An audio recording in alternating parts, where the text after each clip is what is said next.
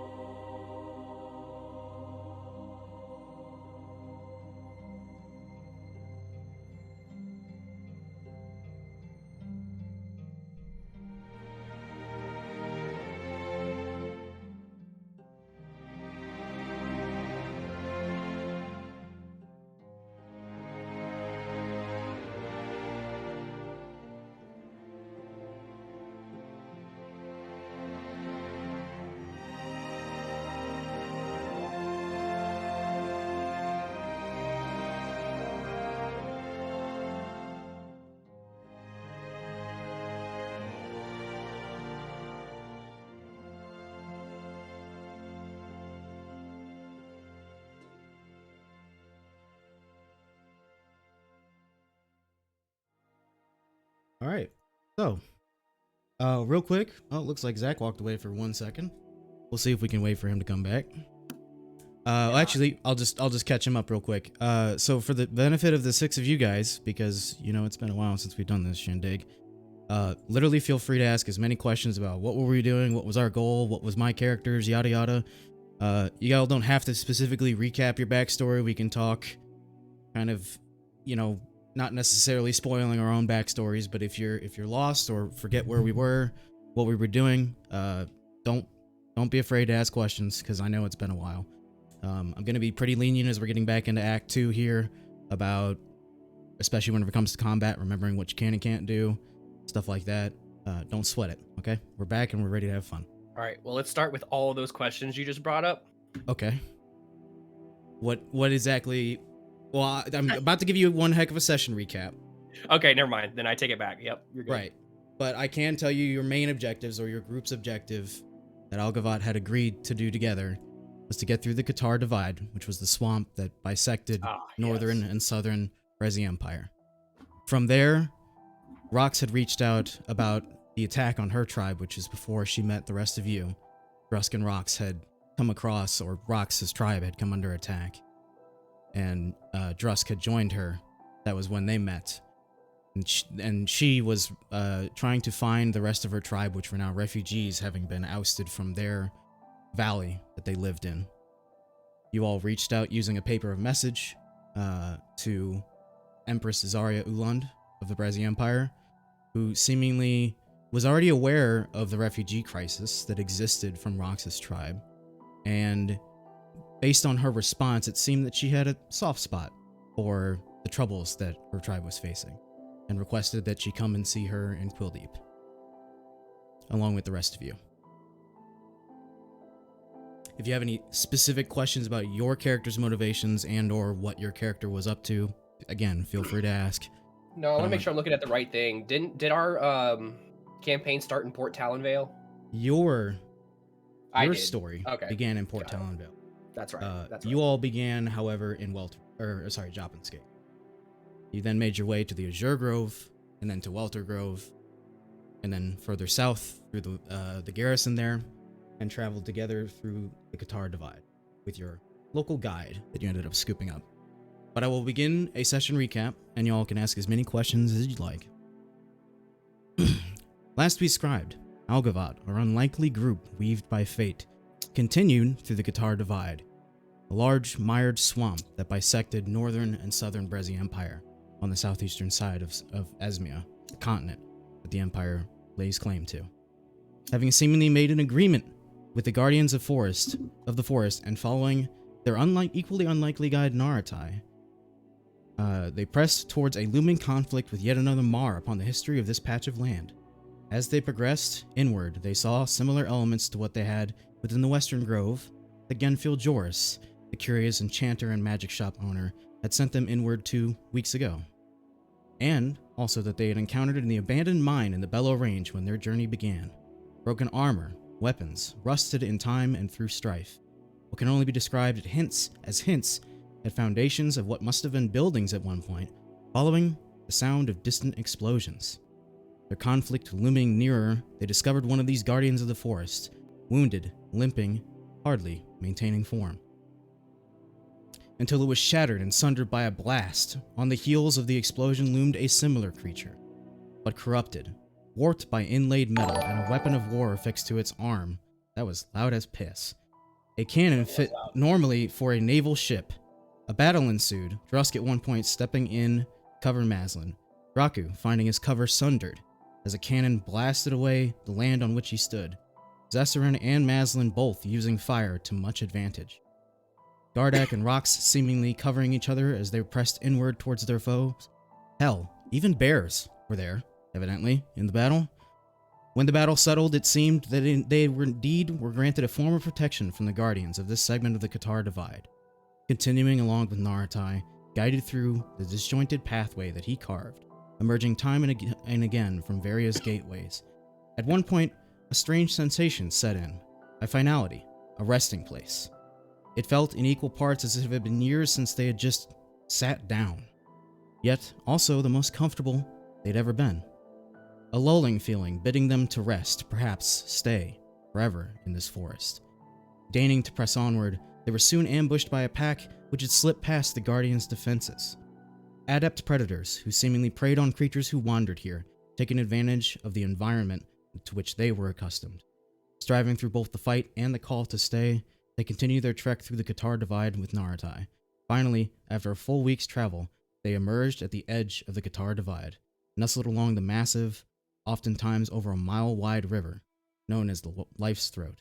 A quieted, pensive goodbye to Naratai was had, both a mutual respect and a refrain, as their paths no longer converged.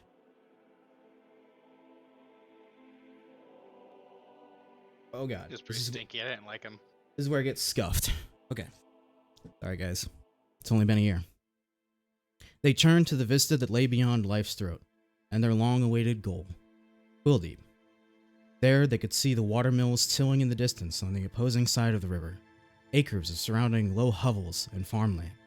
From this distance, the small forms of carts dancing along the road prevailing northward, of the familiar looming mountains in the distance of the Venbor Range.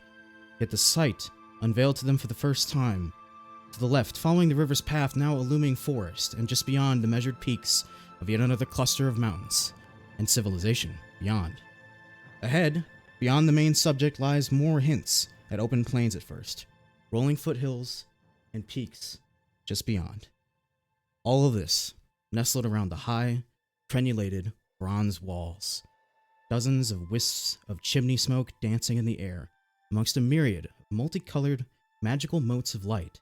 Cyan, purple, cerulean, silvered warm glows of gold and orange, twinkling even amongst the evening sun like stars against the night sky. All-encompassing a central spire rising from within, itself with a protrusion at the top, and several smaller towers rising and connecting at various points. This all to a central core, the Keen Spire. In the shadow of the spire lay the court halls of the Gallery of Tribunals, the central point of law and thinking in the Breszi Empire. This, alongside the Terrace of Accord, the religious center of the harmony that lifestyle brings. The vast, sprawling buildings around giving birth to hearth and homestead. Various markets and humble shops in between. Quilldeep, capital of the Breszi Empire. Home to the civilization meeked out here in southern Esmia, the justice of the Gallery of Tribunals, guiding hand in a myriad of lives, central point in the established order, chosen by and for the people of these lands, stretching from the Viceroy's oversight in Port Talonvale and the Viceroy's efforts in Fortune's Crossing. From the snaking stalls of Coppervale Hall to the quiet peace found in the surrounding forest and the Ember Crossing, everything from the Eastern Keep Range, the Lunawal Garrison, southern Esmia and all her lands. This is why this story exists, and why I write it to parchment. For I remember fondly the closing days of the month of Sulim, as the cold of winter slowly unfolded in that last year, as I never could have imagined the deliberately distinct individuals I would soon meet. So, friends, we begin again on the shore's eastern side of this massive, almost a mile-wide river spanning in front of you, known as Life's Throat, and on the opposing side, Quilldeep, its tall, bronze, crenulated walls awaiting, the multitude of spires connecting at various levels. What would you all like to do? I will start ritual casting Water Walk, because I imagine we're going to want to get across the river. Certainly.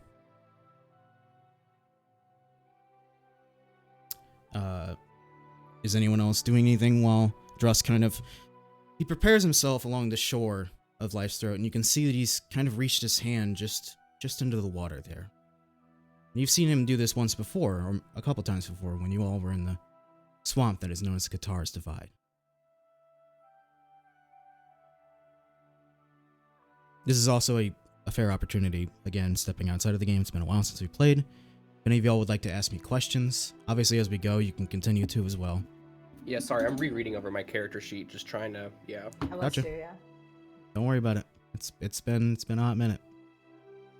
Yeah, this game might be pretty slow. That's okay.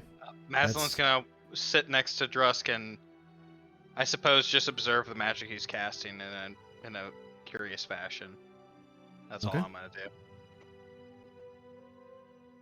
I'm guessing that's just a you thing, Zach. Yes. It doesn't require any assistance, but it will take me 10 minutes and 6 seconds. I know, but that doesn't help us. No, sorry, I can do it for 8 people. Oh, okay. Got Me it. and, well, it's technically me and 10 willing creatures, so if you don't want to walk on water, you don't have to, but... No, I understand. Yeah, I'd be Check on pretty my boy. bewildered. Did you check on your boy? Yeah, I gotta check on my boy. Yeah. As you kind of lower down your backpack, you see just inside, kind of peeking out, the kind of fur-covered face and almost a slight smile of your little boy, bar mitzvah. Give him a little no scritch. Yep. And he kind of, as he kind of reaches his hand out, obviously raccoons with their being one of the only quadrupedals with a opposable thumb, he just kind of like curls his hand and gives you the tiniest bit of a thumbs up.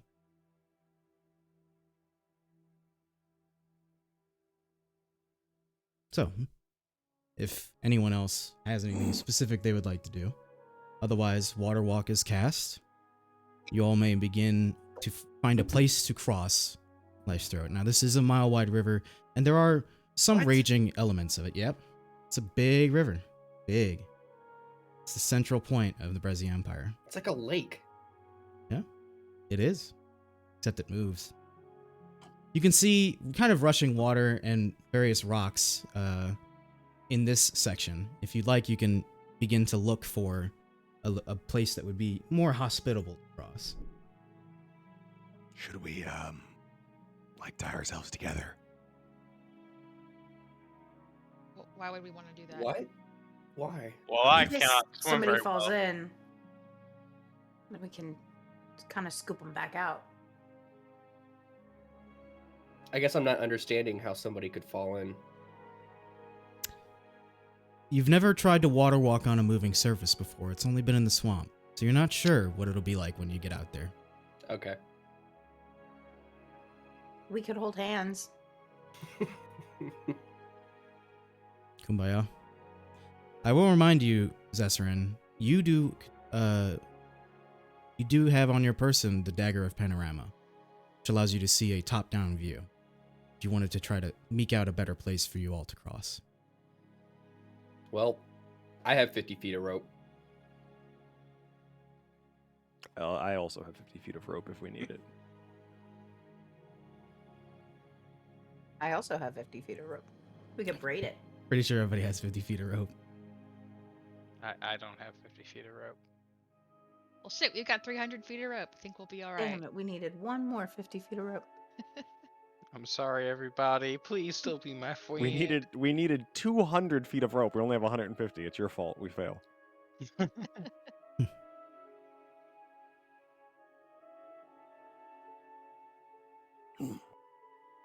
I think we should walk upstream. Maslin's gonna Well, with no apparent reason why. hold on. We're water walking, but it's still moving, yes? The river is moving north to south. You guys are crossing east to west. Right. Can I, assuming that I have a little bit of an advantage because I'm kind of a strong lady, can I take a step in Mm-hmm. and see how it goes? As you go to take a step into the water, you find that your foot does not breach the surface necessarily. And although you're on the shore, so it's kind of calmer here as opposed to out there where the rocks are at. No pun intended, rocks. You find that as you step on, it's almost as if you step onto an escalator. Or not an escalator, like one of the, I guess I'll say a ground. The moving walkways. Yeah, the moving The walkway. airport. You The find, elevator, yeah. much like that. You find almost your foot is taken out underneath you, and then you kind of adjust and you kind of stabilize yourself, and you find that basically as you step on, you begin to meander away from your party to the south, so you step back off a little bit. Now knowing the potential of what you face. Think we should hold hands? Do you think we need to be like stronger or like more dexterous? Because I can probably help the two worst people. Do I Do get not that sense? challenge DM? me in my dexterity, sir. Do I get that sense that some are gonna struggle, or was it just kind of an adjustment? Out here at the shore, just an adjustment. But you can see out in the middle of the river, even a small, wouldn't call it necessarily an island, but a small place where you could possibly rest. The water picks up the more central you go.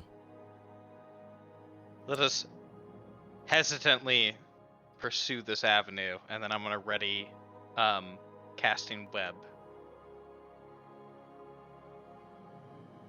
You won't be able to hold web for more than 6 seconds, but you can just cast web as an action. I almost just If want to you need it. sprint. No. I know that's kind of Just what in I case was someone thinking. slips off, I might want to try to bind them up. Was my thought. Are we just going with speed and power here? It's about drive. Yep. Okay, Get so I'm going. who's the biggest, strongest person here? Me.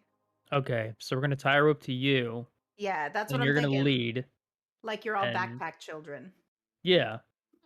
And if one of us falls off, I mean, Exactly. Then you're anchored. he's still at least. running. Yeah. I'll go ahead Then, and do then that. we all get sucked off. I'll like take everybody's ropes and maybe like 2 or 3 ropes and tie them around my waist and then just Okay. offer them to everybody. Okay. How big is Rox? Anybody. I'm a big lady. Well, I'm a Goliath, so I'm asking, I guess. Oh, true. I forgot. She's a half orc. Okay. True. Oh, interesting.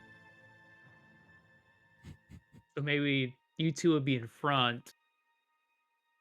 But then you can y'all- also do it. Then we have 2. I was like, Yeah. I could be in the back, or you can be in the front. I mean, we want to do that. I think we're overthinking this, but I like where it's going. I forgot that you two have the biggest characters and everyone else is just like a twink, essentially. Yeah. Yeah. Yeah. See, that's what I'm trying to get at. Is that if the 2 I big ladies in the refuse to- front just To be categorized like this, I'm a twink wearing a robe. Thank you. Gardak is not a lady, by the Fancy way, twink. Ian. I can't remember everyone yet. Okay, so I'll start it up, Gardak. If you want to follow, and Okay. you can. You got the end of the rope, and we got the twinks. Just Okay. in the middle. Little twink sandwich. Okay. Little twink For sandwich. the sake of allowing choice, to the north, as in on your right, you see a collection of rocks that stick out of the water. However, the water picks up around them. Almost just a bit to the left, we'll just call it straight for you guys, which would be the most direct path to Quilldeep. You can see that small, almost island of respite. However, the water also, again, near the center picks up.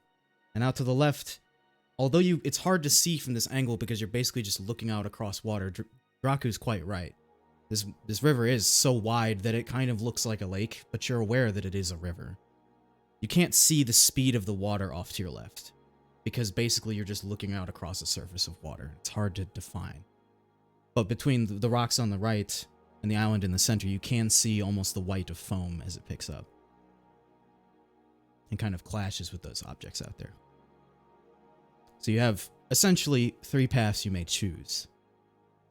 Unless you would like to do some additional scouting, I will remind Drusk, you have Feanor's Call. And Cessarin, you do have the Dagger of Panorama, which both would allow you to get a top-down view. To perhaps see a better way through. However, you all are free to make whatever decisions you would like. I'm just trying to remind you what your characters have on hand. Because it's been a hot fucking minute. Yes. Do you guys want to head to the island? I think it's our best bet. Yeah. I mean, at least then if we fucked up, we can kind of like reassess. Reassess being trapped on an island? Well, hold on, Drusk. You're a really good swimmer, right? I'm okay at swimming. I thought you were really good. I'm pretty Where's good. that come from? Okay. I'm pretty good, but the water's kind of strong, so. Well, I just mean if anybody, if we lose anybody, we have a pretty good chance of you being able to get him. Yeah. Okay. So I say let's send it and get to the island. Okay? Let's get going. 3, 2, 1, go. I'm going to assume that you guys progress a bit northward to account for the moving walkway feeling. Yeah. As you all Yeah, begin that's to a- sprint across this water, Geometry. Web readied. the first 50 or 60 paces or so as you guys start to pick up wind, and now some of you breathing a little heavy. The water ahead, you can see almost as it gets closer to the center, begins to become faster, and it's like walking, but the momentum starts to carry to the left. I need everybody to make an athletics check, please. Wah wah. So 13, baby. 19. 12. Sorry. 5.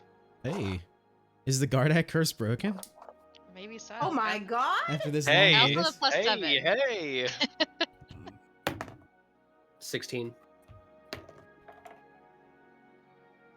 Zassarin, where are we at, sir? You're muted. 4. The DC was 12.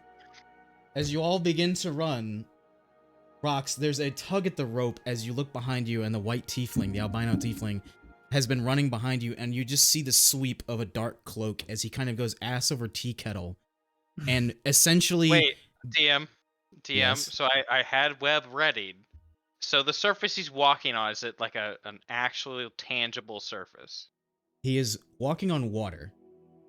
I'll But does- admit, I don't know, nor particularly do I suppose that I care in this instance, how water walk specifically works. But I will say, because he's not attempting to walk or run, and he's currently going ass over tea kettle, he's about to go under. Yeah, Maslin, I'll see him like put his hand up and get ready. Maslin, I'll reel him back in. Don't worry, I got it. All right. I just if I could fix him to a surface was my thought with web. That was just all There I is, was going with. there's on no the thought. tangible surface. You can see, for the sake of explaining the scene, you can see multiple places where perhaps large trees have fallen in and kind of found their roost. Yeah, that's not. He eventually would have probably been caught on a piece of debris, potentially dangerous because it smacked his head, that sort of thing. However, right now Rox is basically just holding this rope, and all I you didn't can properly see, understand how this. all you can see is the roiling water going over the form of Zessarin. So Rox, you're kind of Right. reeling him in. Am I within arm's reach? No, he's probably about 15, 20 feet away on this rope. Okay, can I pull him in, and then when he gets to me, can I just like cradle him? Yeah, My as arms. you kind of wrap the rope around your arm as you go, kind of elbow to fist style. You kind of just draw in what is basically just, it looks like you're capturing a big fucking fish because Zessarin is currently tumbling. Luckily, with the rope tied around him, he hasn't lost grip. And you kind of get the end of the rope, and then you kind of hoist him up and hold him by the center of the rope, and then you're able to set him back on his feet. And he's once more No, I scoop stable him on up. top of the water. Okay, yeah. Oh, Scoop okay. him up. Oh, I was Damn, gonna. I didn't think I failed this hard. The two? I will walk up to Maslin and Zessarin. I want to get next to them, and I will cast Enhance Ability on both of them at third Okay. level for Bull's Strength, so advantage on strength checks. There you go. Hell Now yeah. you guys have stopped for maybe 30, 45 seconds while Rox did that, so you lost some ground. You'll have to now run kind of at an angle to get to this island. Yeah, let's go. I need everyone to make another athletics check as you close the final distance to this island of respite. Dirty 20. 2 wizards at advantage thanks to Drusk. Well, I I got a rolled nat a 20. natural 20. Not natural 20. It's lobby 20. So did I. Got Wow, 5. that's so I weird. got a 20. Oh my That's so goodness. wild. Ballin'. Did everybody get 20s? I got a 5. Yeah. Oh, well, Ooh. not you. You don't count. You can't sit with us. The DC was higher, however, you all just absolutely eliminated it, with the exception of Draco. So as you all begin to run now, you're kind of getting used to the sensation of running on this moving bit of water, but as you get closer to this island and closer, it picks up. So that's why the DC was a bit higher.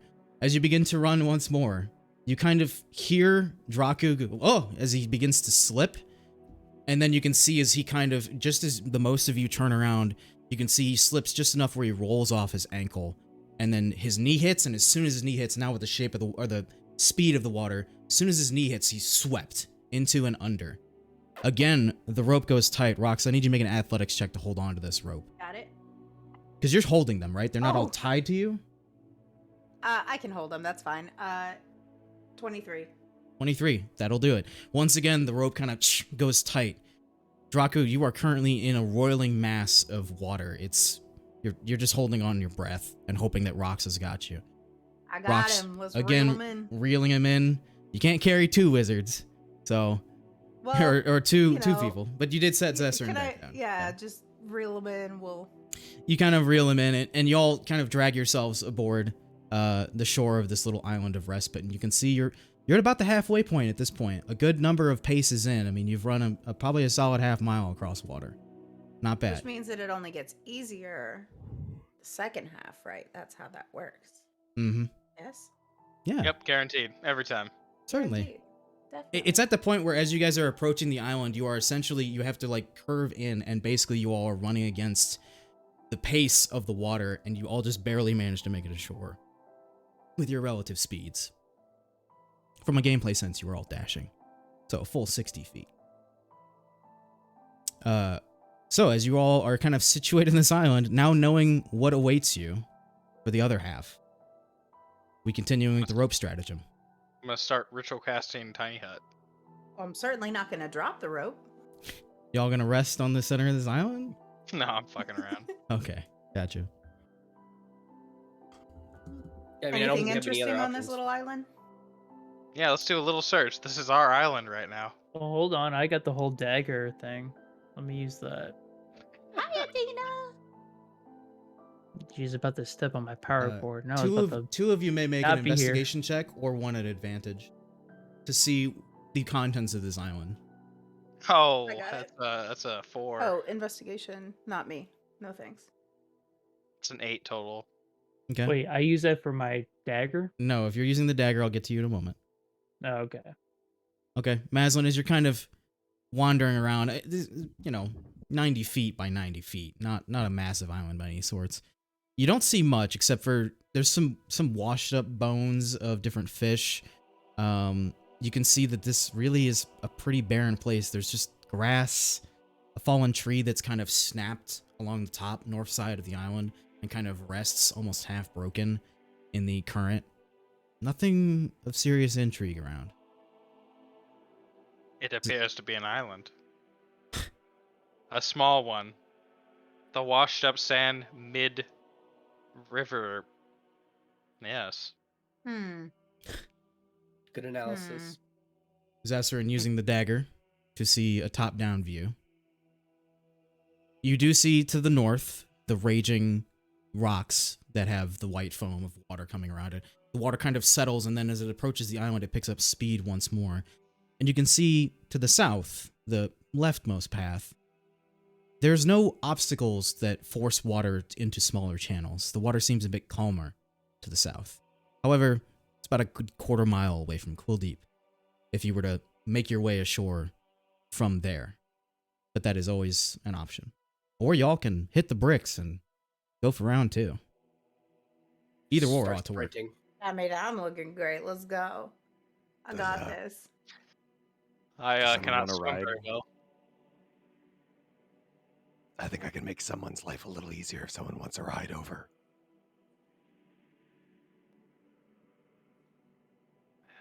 I wouldn't Well. say no to it. I'm pretty poor in the athletics department. Tempting offer, but I gotta help, these guys. Yeah, I think Maslin and Zesser and you two should be fine. See, All right, Draku, let's go for a ride. And I will help me wild across, shape Lizard into Daddy. a war horse. Into a warhorse? Into a war horse. Because I still have water walk on me. Yeah, you do. Okay, as you all watch Drusk shape into a very well-fit horse.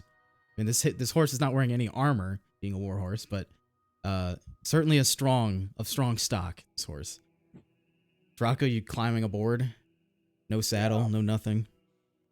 I don't think I own a saddle, so yeah. Okay. I don't know. Should I use some rope or something to like hold on, or What do you I'm do? a horse. I can't talk back to you. oh, You mean sure. you don't I just speak hop on horse? and I just hold on. Yeah. Okay. The rest of us continuing as we were. Now, reminder, you are no longer getting off a fast-moving surface. You are attempting to get onto the fastest-moving surface you have so far. Gardak, you good? I'm good. Okay. Boys, go ahead. Take a deep breath. With this in Y'all mind, ready?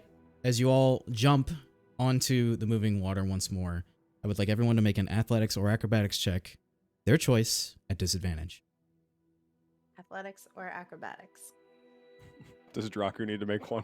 Wizards, for your note, if it was disadvantage, which it is, you would just have a straight roll in this case. So either athletics or acrobatics. Acrobatics at That's disadvantage, straight roll athletics if you want to do different. Fun 9 on acrobatics. I got a 10. 13. Just a reminder for you two, if you do acrobatics, it's at disadvantage because they're dex-based skills. Yep. If it's a straight roll, only if you use athletics. I'm doing a 9.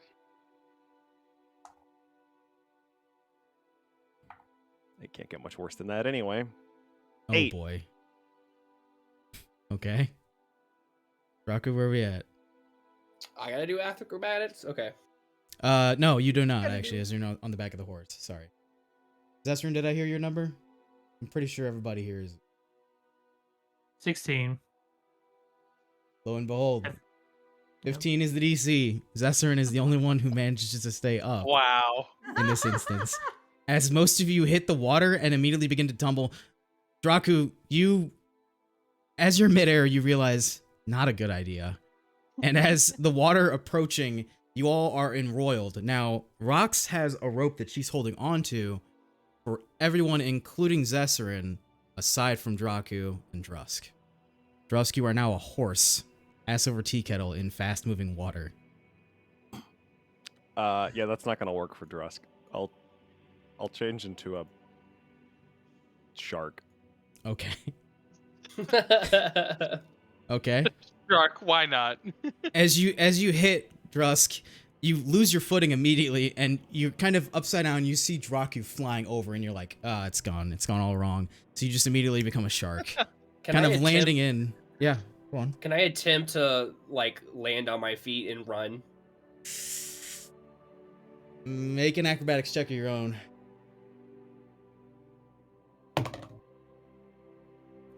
8.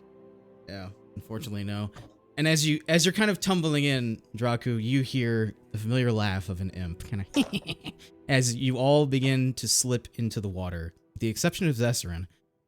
Rox, are you holding on to all the ropes? Oh yeah, I completely forgot. If it's tied to the one guy that's standing up and fine, I'm gonna go ahead and let go. Make a perception check. I'd like to know if you even noticed that Zesserin landed, or That's if you fair. think everybody's going. Oh, perception. Dirty 20. I rolled a 19. Okay. You were aware, just as you're about to go under, you see Zesserin kind of standing there, and he's the only one you see standing there. He's the only one who didn't. So take as that you, second I step. assume, drop all of the ropes, or are you going to try to pick which one Zesserin's is? That's a great question. So who else is tumbling along with me? Gardak You have Gardak, and Zesserin, Maslin. and Maslin on a rope. You have 3 options. I'm gonna try to let go of the one that Zesserin is on and try to keep the 3 of us together. Okay. Choose 2 numbers out of a d6 and then roll a d6. If it's one of those numbers, it's Choose 2 Zesserin's numbers out rope. of a d6. 3 and 1. That's a 3. Okay. You managed to let go of the one rope, and you're like, God, I hope this was Zesserin's, because I didn't really take too much stock. You kind of just had them all in a bundle. Zesserin, as you watch all your friends tumble, your rope goes slack. Hell yeah. And you are kind of standing there going, oh shit, what do I do? Following as you watch your friends tumble. You're all now traveling kind of as one big group. Zesserin, do you have anything you'd like to do to help out all your friends here? I only know how to hit things, not help people, so I don't really know. Yeah, I can't talk too. my way out of this situation. How deep is the river, DM? You don't know. Can I try to find out? Am I like scraping bottom as I'm tumbling?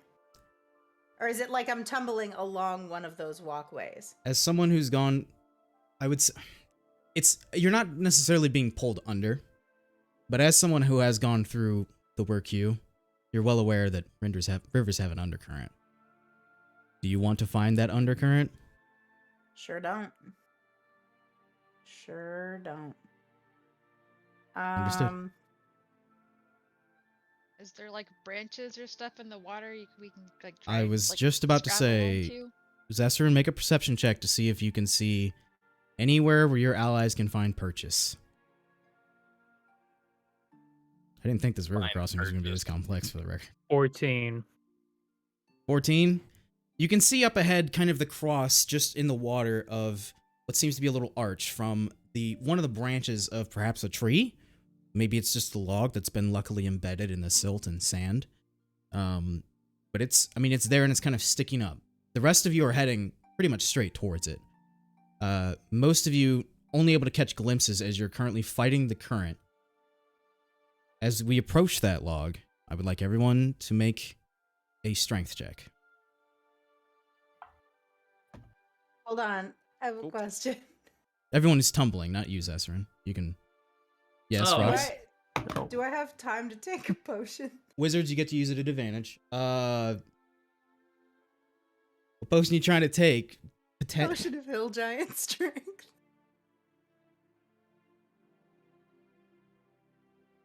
Sure. Okay, I'm gonna down that. We're not gonna talk about this liver of a fingernail. And Yeah, let's not talk about... I don't know, it's kind of gross. yeah, we'll do that. 'Kay. And then can I try to, I guess, stop us and grab all my friends? You're still holding the two ropes that you believe are Gardak Yeah. and Maslin's. Okay, so Maslin, you're already making your strength check at advantage, but we'll say at advantage and add 5 because Rox has got your rope. Everyone else make a strength check. Just strength. Wizards Does at the advantage. shark need to make Sorry, one? I rolled a natural 20. So. Drusk, in this instance, you're kind of just like, you've kind of gone a bit more south of your friends and you're just kind of swimming, like getting ready, perhaps, to catch one if you have to. I want in to try your to find teeth? Draku. Okay.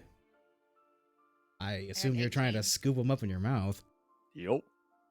I Okay. don't know how to do this with my. Lucky. I don't know how to do an override. Oh wait. Yes, I do. Yeah, it's in the customizer. I could do it for you if you can't find it. Gardak, you managed to find purchase. Maslin, what was your strength check? At advantage, plus 5. It was a 20, natural 20, but plus, adding up to 26. Yeah, you're kind of holding onto the branch, and then you feel the rope go taut as Rox begins pulling in all of the ropes. Rox? I rolled a natural 20. Jesus Christ. Okay, you managed to find purchase as well. Zesserin, you're kind of just backpedaling at this stage, watching to see which of your friends managed to make it. Drusk, you managed to scoop up Draku, kind of in your mouth. Draku, you are now in the jaws of a shark. Yeah, I'm not exactly thrilled. Okay. You don't do anything about being in the jaws of a shark? I When's he ever gonna get this experience again? I mean, like, come on. What are I his guess options? I would kind of flail and I guess I would attempt to try and punch him, but I can't imagine I'd be able to do a whole lot under Okay. the water. Go ahead and make an unarmed strike, as well as a perception check real quick. while you're doing Underwater? it. Sure, at disadvantage.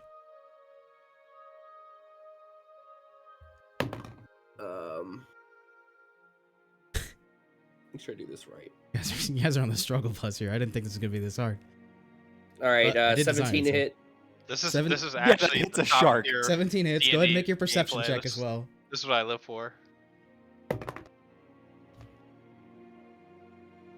Uh,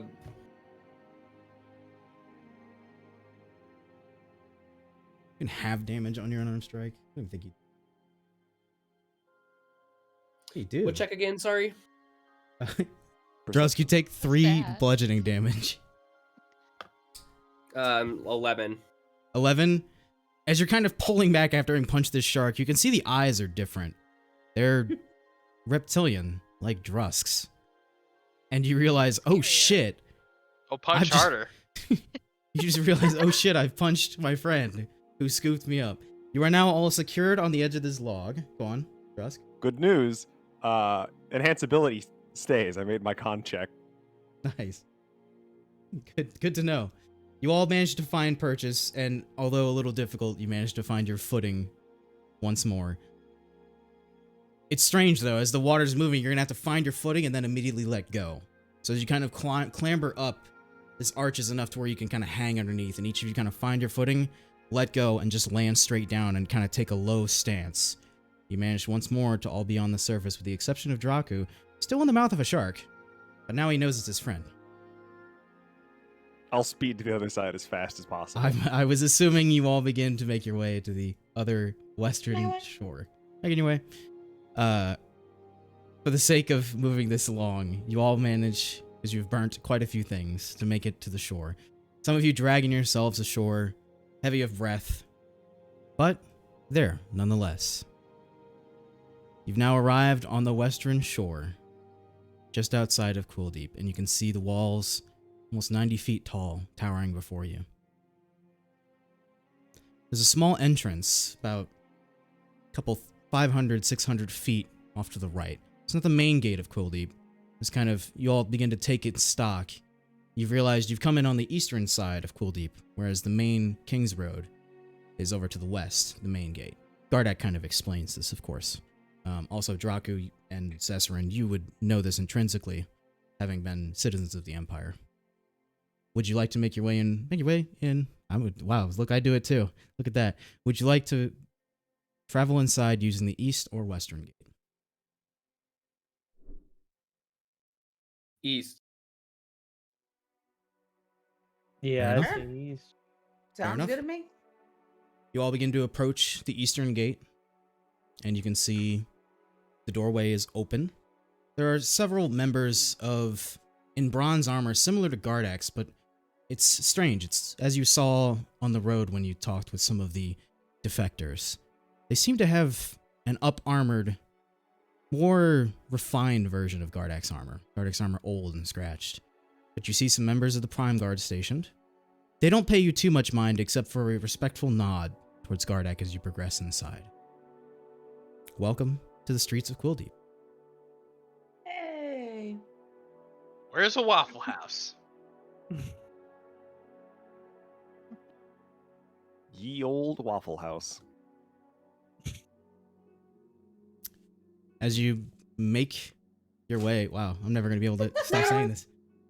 As you make your way into the streets of Quilldeep, you can see bustling homesteads and low hovels, and above and behind the Keen Spire, the Gallery of Tribunals, and the Terrace of Accord. All large buildings in their own right, and the city kind of tears up to them as you can see the street rises and everything else. Gardak has an opportunity to explain some of the basics of the city. There are many taverns to be found, smithies, different shops, curiosities, if such is your desire.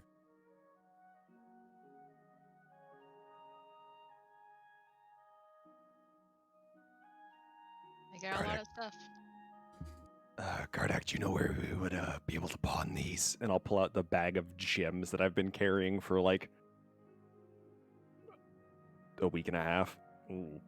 I will say it's, for you, Gardak, because of your time, we'll get to later. It's not even a check. You know of a jewelry shop. It's run by Kaisian Medboth. Kind of a male dragonborn. Last you saw, anyway. Run by this figure. And it is a jeweler. Just a side note, while we're walking in, can I let my boy out of his little pouch and let him sit on my shoulder to dry out? I Sure. assume he's Yeah. sopping.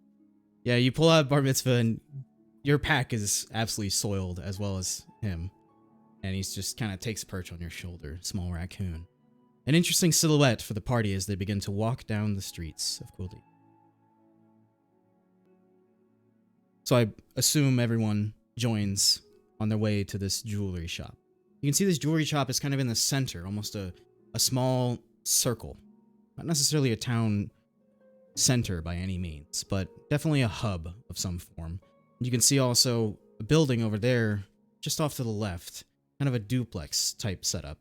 And you can see on the labels of the duplex, there is Script's Scar, which is, it seems to be some form of a magic shop, as well as the there's some sort of alchemical. It's not labeled, but you can see various herbs and other items out front.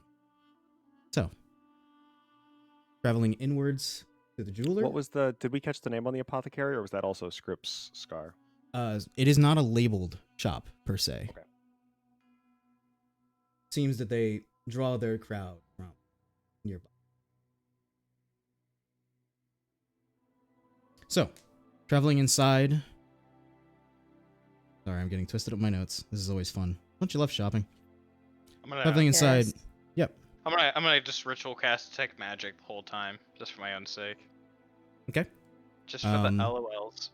You don't see anything magical in the center of this area. As you progress towards this jewelry shop, there's kind of these almost purplish windows and gems inlaid in the center of the windows. You can see that whoever this is obviously a jeweler of some repute. You kind of push open the door. And inside you see a fairly interesting setup. There's a small foyer area with some seating, a vase, some other things and elements. Yes, Drusk. Oh, sorry. Timey-wimey, before we walk in, I'd like to walk over to Draku and place a hand on his back and say, I think you're probably going to be the best suited to get us a good deal on this. And I will agree. just cast Enhance Ability on him for Eagle Splendor. Okay. Advantage on Charisma checks. You'll push open the door, and you can see the vase and a small set table as well as seating. It's a comfort, welcome interior, but then there's kind of this storefront, almost this counter of sorts, and then behind it is just a mess. There's all sorts of small spyglasses, other items hanging. It seems like none of it's organized, however. You see a spyglass next to a pair of tweezers, and then you see another spyglass over here next to some other tool. It's just an absolute mess. So my in here. house, yeah. Yeah, yeah. However, kind of rising up from behind the counter with a small bit of container in his hand, you see a male red dragonborn. And he goes, "Oh, I wasn't expecting visitors. Apologies. My name is Kaisian Medboth. What can I do for you all? Are we?" Hello? Is it the afternoon? I want to be. It late. is. It is. It Alright, is coming to just barely afternoon. Good afternoon. Just a couple travelers coming through, looking for some good wares. I heard you had some. Might have some things. Well, I sell in many gems. Are you attending a party, or I have some jewelry? Sure if that's to your liking. You all Is seen there me a party before. to attend? Not that I'm aware of. Nobody sends me invites. Me either. Well, can show you some necklaces for the ladies, or well, the lady. Sorry, getting twisted up at who's playing female and male characters here. There's only one lady in the damn party. There's two wonderful ladies at the table. All right, a necklace for the lady, maybe some braids, little baubles. Looks like she's a fan of that sort of thing. Gents, we can all manner of bracelets and other wares. I'm quite all right. You're immediately getting the sense this guy sells jewelry, and Right. like he's not a magic purveyor of any form. Not necessarily your kinda- bag per se. What kind of gemstones we talking about?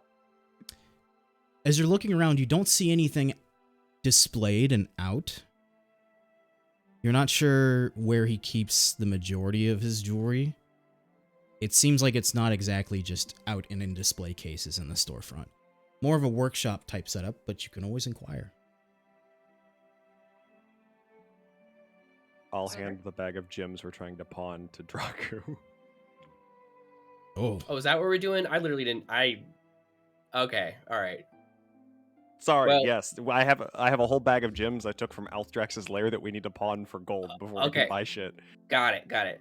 All right. So I'll say to him, I was like, I appreciate the offer. I'm not necessarily in the market for jewelry per se. Mostly Oh. any kind of magical oddities, but we do have a a small collection of gems that we would like to attempt to convert into some better currency. Oh, well. Empire currency spends just well here. Obviously, we can get you a tidy sum for whatever you may be carrying. You said magical oddities. I mean, if you happen to have any, I mean, we're always interested, but you never know. Tell you what, why don't we take a look at what you came here for first? Okay. And I will, I don't know, I guess display them on whatever table or whatever is around. Yeah. As he kind of unlays this mat, you can see a number of interesting items, as well as one that almost looks a bit familiar. Goran Tink, the tinkerer you met at the garrison, had a pair of eyeglasses that he seemed to use to appraise items, and he kind of pulls these eyeglasses out, almost of a similar make. Looking almost the same. Obviously, it's got little lenses that he can flip down, and as he kind of does so, you can see he pulls out a sizable diamond. You can only imagine is about 300 gold pieces worth. And he kind of takes a little bit of light from a nearby candle and kind of passes it through and beyond as he begins to inspect this outlay of gems. This will fetch a tidy sum. Are we looking to sell all of it? Is everybody okay with that? Is it the Yeah. kind of place that would Statement. have like augments for my thing, or is it more of a magical item that he wouldn't have? It's been a long time since you've been in Quilldeep, so you're not certain. But you get the sense this guy is not a purveyor necessarily of the Empire's goods. Okay. You do know of the smithy that works for the Breszi Empire leadership. If you had to guess, that would be where you might find such items. All right. Well, this is quite a spread. I've noticed these. This is an offshoot of amethyst here, as he kind of takes aside these purple crystals. I recognize these. Before I came to settle in the Empire, they were near Zadoville in the Strassi dynasty. Worth quite a bit. Some people seek them out from long distances. I would be happy to acquire these, as well as the rest, for a tidy sum.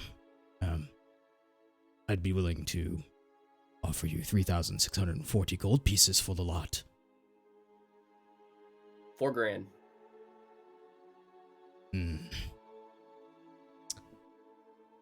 That's 360 more than these are worth.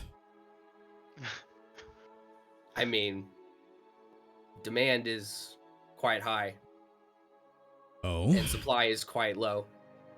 And who else has surveyed these items for you? Doesn't matter. You seem extremely interested. I am I'm only trying to haggle, my friend. willing to pay what the... Haggle. Tell me, you acquire this coin, where do you mean to spend it? I haven't thought of it yet. At the club, baby. Would be Expenses worth... come from everywhere. Would be worth thinking about it. I've got friends in the city. Some of them in this very circle, this very square that you are in. I'm always happy to sponsor my friends. Where would you recommend we spend it? Just across the road, there's always Scriptscar. And down the street, the Royal Blacksmith, casting transcription. Caltheed is quite the smithy. I could do 4,000 if I see you trapeze over those ways. Honestly, these are all places we would have visited anyways. I doubt we'll even leave here with all that gold. You have a trapeze? I wanted to say something. I'm too. sorry, what? Never No, mind. if you go that way. Oh, Oh, we will trapeze. Alright. Very well. Could drop a charter for 4,000 gold pieces, and we'll see how it spends for you. Oh, it'll spin well. Magical oddities, though. I have had this for a while, and you see him pull out this. Looks like a pearl. He kind of just sets it forward. What do you know about it? Well, my astute friend, Vor, over in the Script Scar, thinks there's some value to it, wants to buy it from me, but I'll be honest, I'm a little tired of them. As much as I do want you to sponsor their shop, I figure we could take us down from the 4,000 and back to, let's say, 3,600 for this item. I'm told it helps arcanists.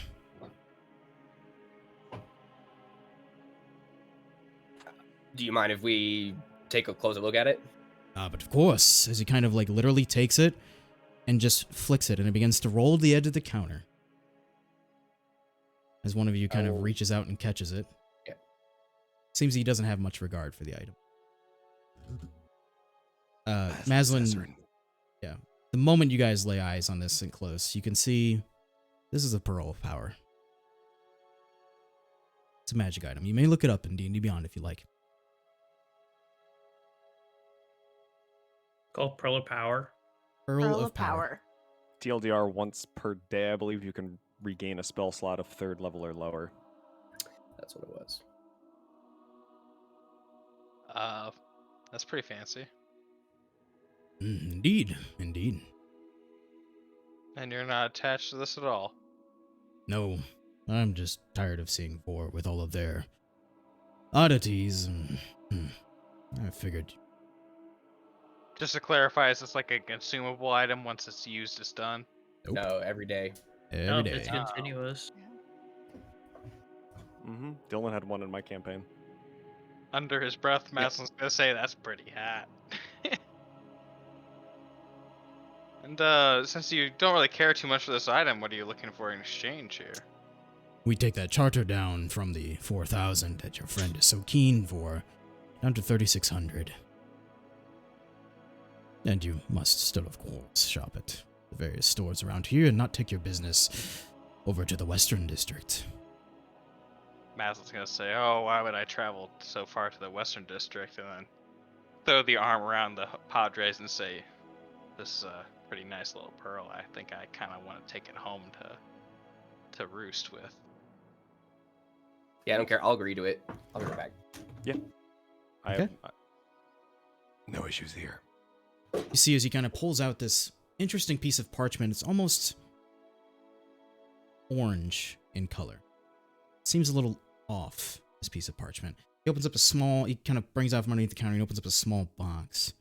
And you can see that he kind of writes a couple things in there, he scribbles real quick. Slides it into the box and closes it. A moment passes. Another moment. There's a pensive pause.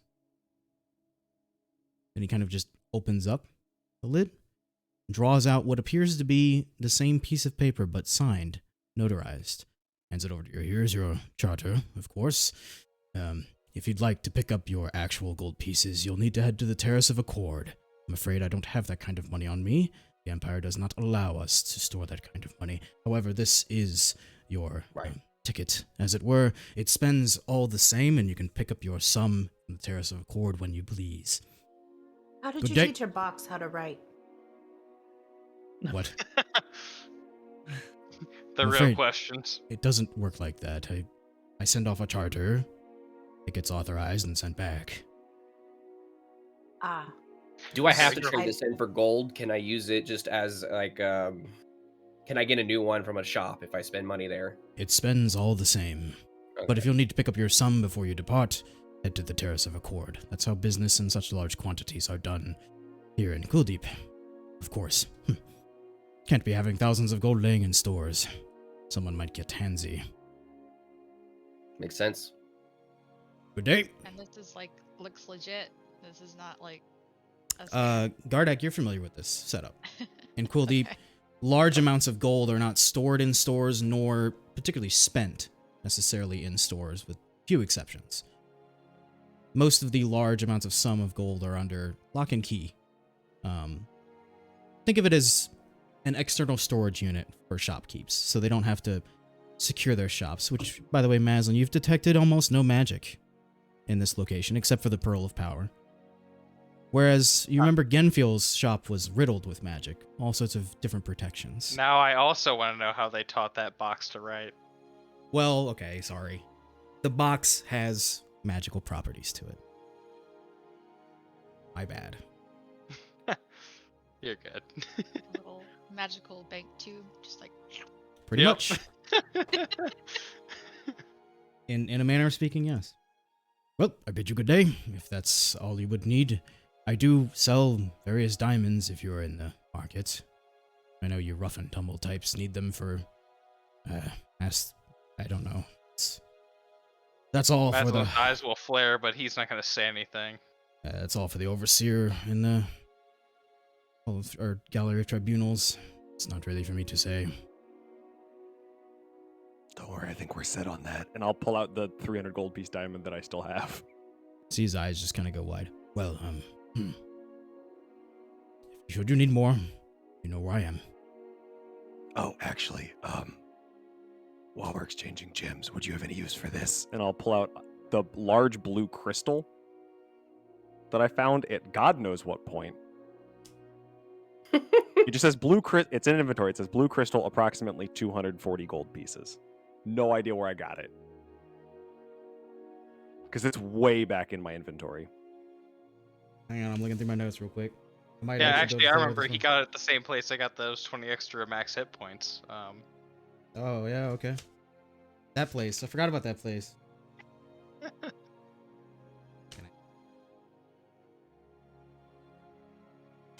under Might in as a well. letter, I think my notes say.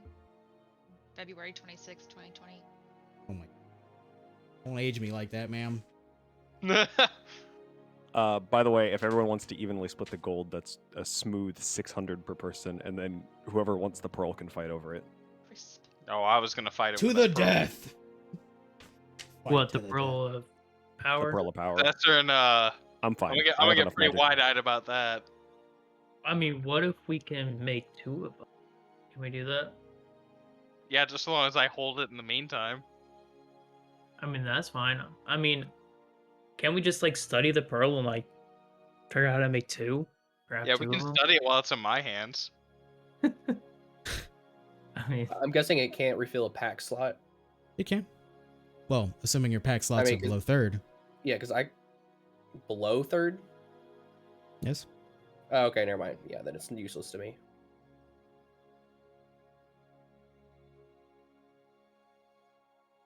Okay. Everybody Well, make sure I to- will leave the shop and I will start heading towards the next store. Okay. As you kind of emerge, you see the familiar duplex of the alchemist and the magic shop, as well as the just down the street. You can see a kind of a thicker plume of smoke. Seems to be where the forge was pointed out by Kaisian. Yep. I'll approach. Okay.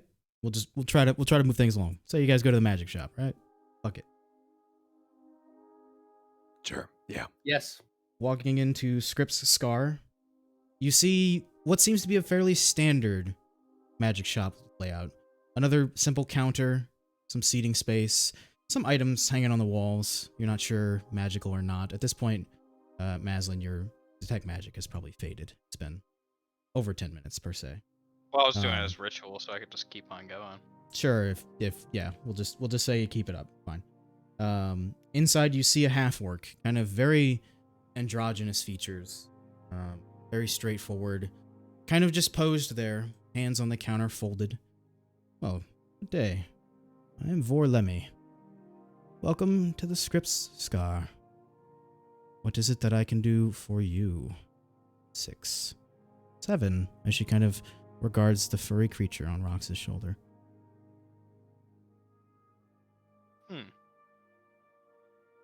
Inside you will any scrolls find... of which I can learn upon. I'm afraid that's not really my bag. For that, you might want to go to the Niche of Substance. It's an Empire-sponsored building. It's a library and study house of sorts. Obviously, go see the High Curator. They may be able to grant you access, depending on who you know. Well, if that's not your avenue, then what is? Ah, many wares. What As she can kind you of show me? gestures around the room, you can see there's the blade of an axe on a wall, but no hilt or otherwise to it, just the blade.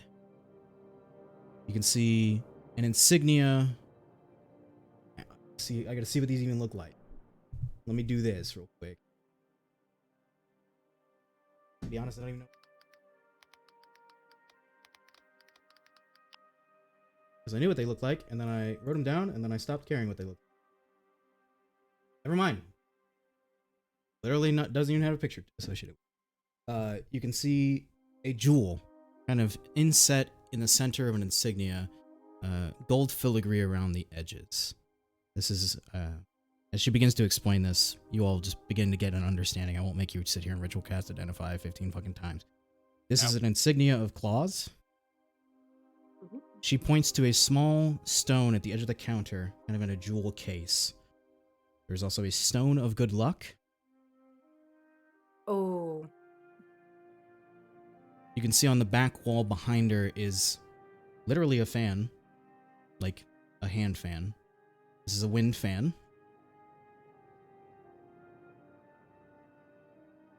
On the wall, just in the corner, kind of behind the counter, you can see a small sickle, kind of just hanging underneath two little fixtures. As she actually has, in a small case in front of her, she kind of flips open. She has a ring of spell storing.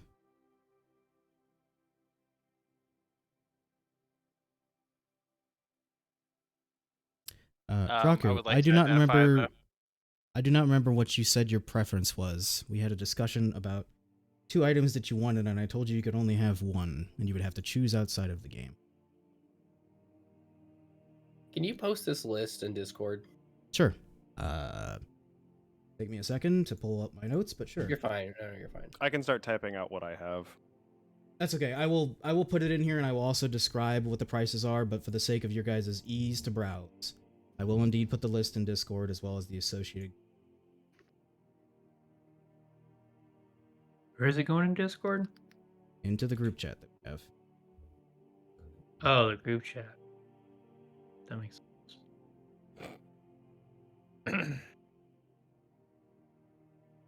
Okay, there you are.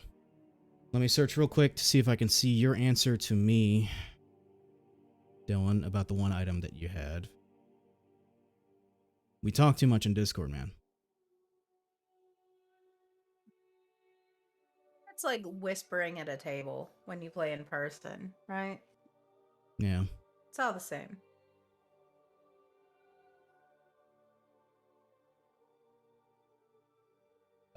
You wanted a Cloak of Displacement or a Ring with Hidden Step, and you chose the Cloak of Displacement. Raku. So I will say also in the corner you see a small robe kind of hanging from a coat rack. She has a couple other robes there, but none of them stick out quite as much as this one.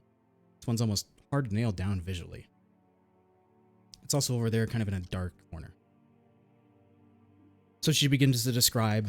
She has available a axe blade that is as of yet unfinished, evidently. An insignia of claws, a stone of good luck, a wind fan, a moon sickle, a cloak of displacement, and a ring of spellstorm. Most of them ranging in anywhere from 400 to 900 pieces, with few exceptions. But the whole list is in Discord. You may all peruse if you'd like. What is a about the sickle? natural weapon? Like my wild shape weapons, Like his essentially. claw. Oh. Or if you were like a monk. Yep. Pungent shit. Mhm. And you can see as she kind of points out all these items, she just returns to this very, or not she, sorry, they just return to this very stoic, hands folded on the counter. Tell me more about that sickle you have on the wall. Yeah, Oh. it's not that good.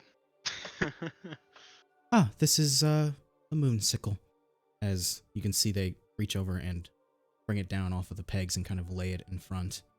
If I recall correctly, look quick. All right, can I ask? So we already split the money, and all of us have plus 600 gold right now.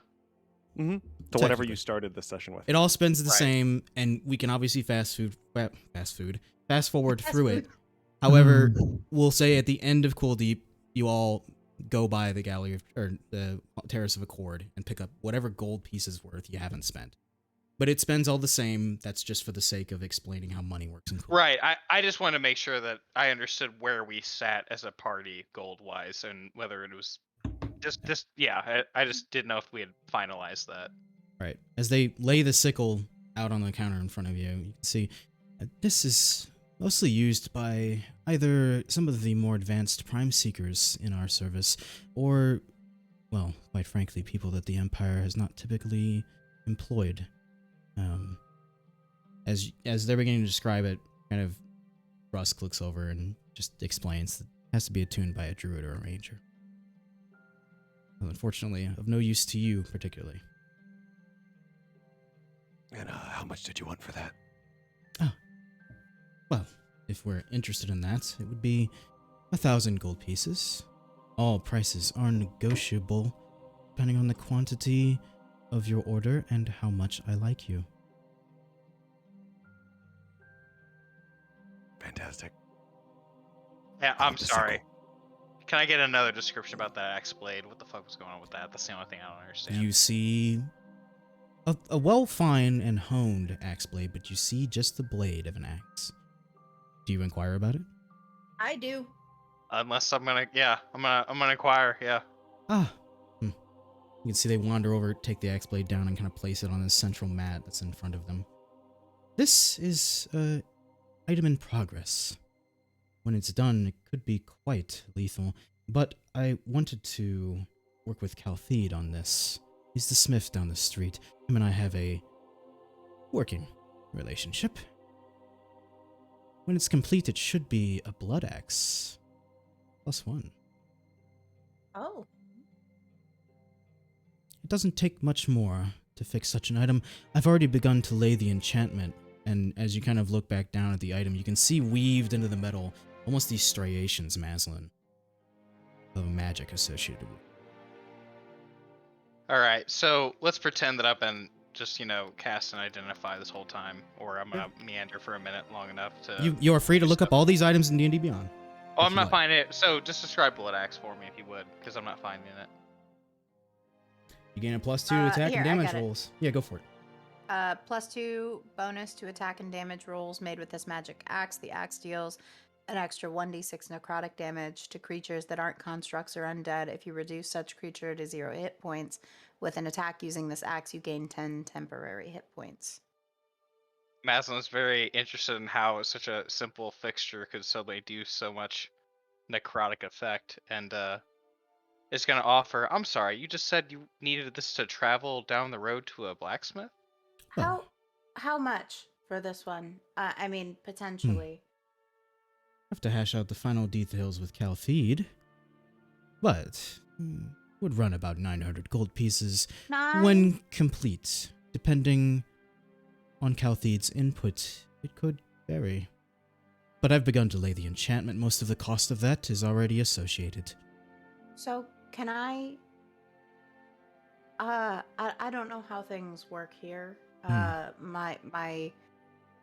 My background is more in trading than purchasing, but can I put this on layaway?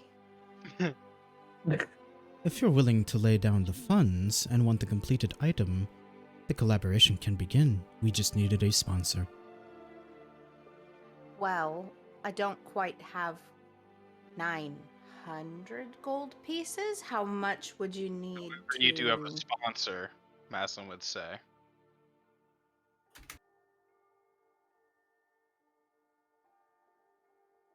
How much? How much? I have 760 gold pieces, and I want this so fucking bad. Oh, Maslin's gonna help you split that difference, just so long as he Okay. gets to watch the creation process. Sweet. Oh, wow. Works for me. You want to split it 6 and 3? Oh no, I just will cover the difference of the Okay. board, but I want to be a part of the actual infusion process, just so I can potentially do it in the future. If that's part of the bargain, it's intriguing. I would politely ask that you just observe, however. Oh, I shall observe. Much appreciated. Such a craft that earns me my living is not one easily obtained. I get the sense you're more combat focused. Laying enchantment is his own art form, but I'm sure you can pick it up. Everyone has the skill, so long as they have the mind. She kind of takes her hand away from the blade and begins that same posture, hands folded and rested on the counter as she stands there before you. Well, alas, this axe without a hilt needs to be traveled down the road to a blacksmith. Perhaps we could make the ferry for you. Quite. When I close up shop, assuming you all are beginning to discuss with Kalthid, if he has the time today, I can be down there to lay the final touches. Well, I'm sure that our more combat and blade heavy friends in our party will be glad to make the stop by. We will alert Kalfeed of your incoming presence. Then, we'll for be going.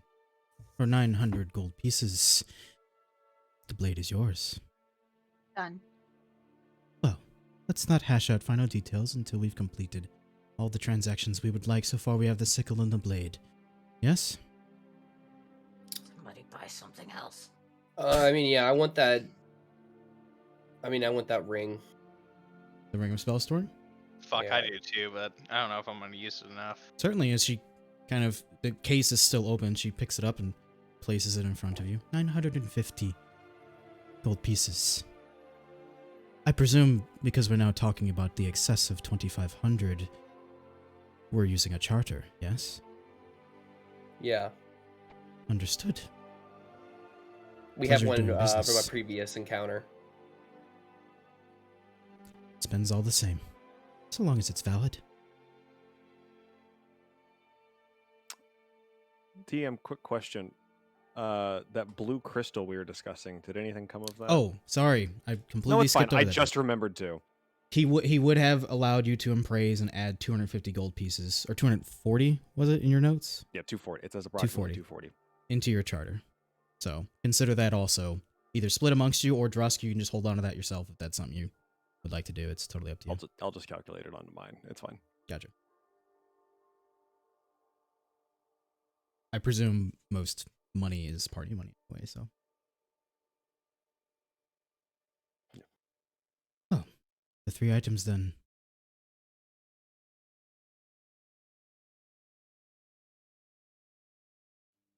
Anyone want anything else that they have here? Some pretty interesting stuff. No, I'm good, honestly. Nothing really catches my eye. Who's taking the moonsicle again? That The would one be person that can use it. Russ, because he's the only one who can technically use it. Okay. Sorry. Yeah, I just remember someone said... Okay, cool. Nah, it's so cheap. How could I not? Give me the wind fan. Understood. God damn it, you're right. I looked it up. It's not too bad. I got. Yeah, no, you're probably right, for real. If you ever go anywhere on sea, Draco, you know this well, actually. You ever go anywhere through naval means, wind fans are used often for naval combat to outmaneuver your opponent.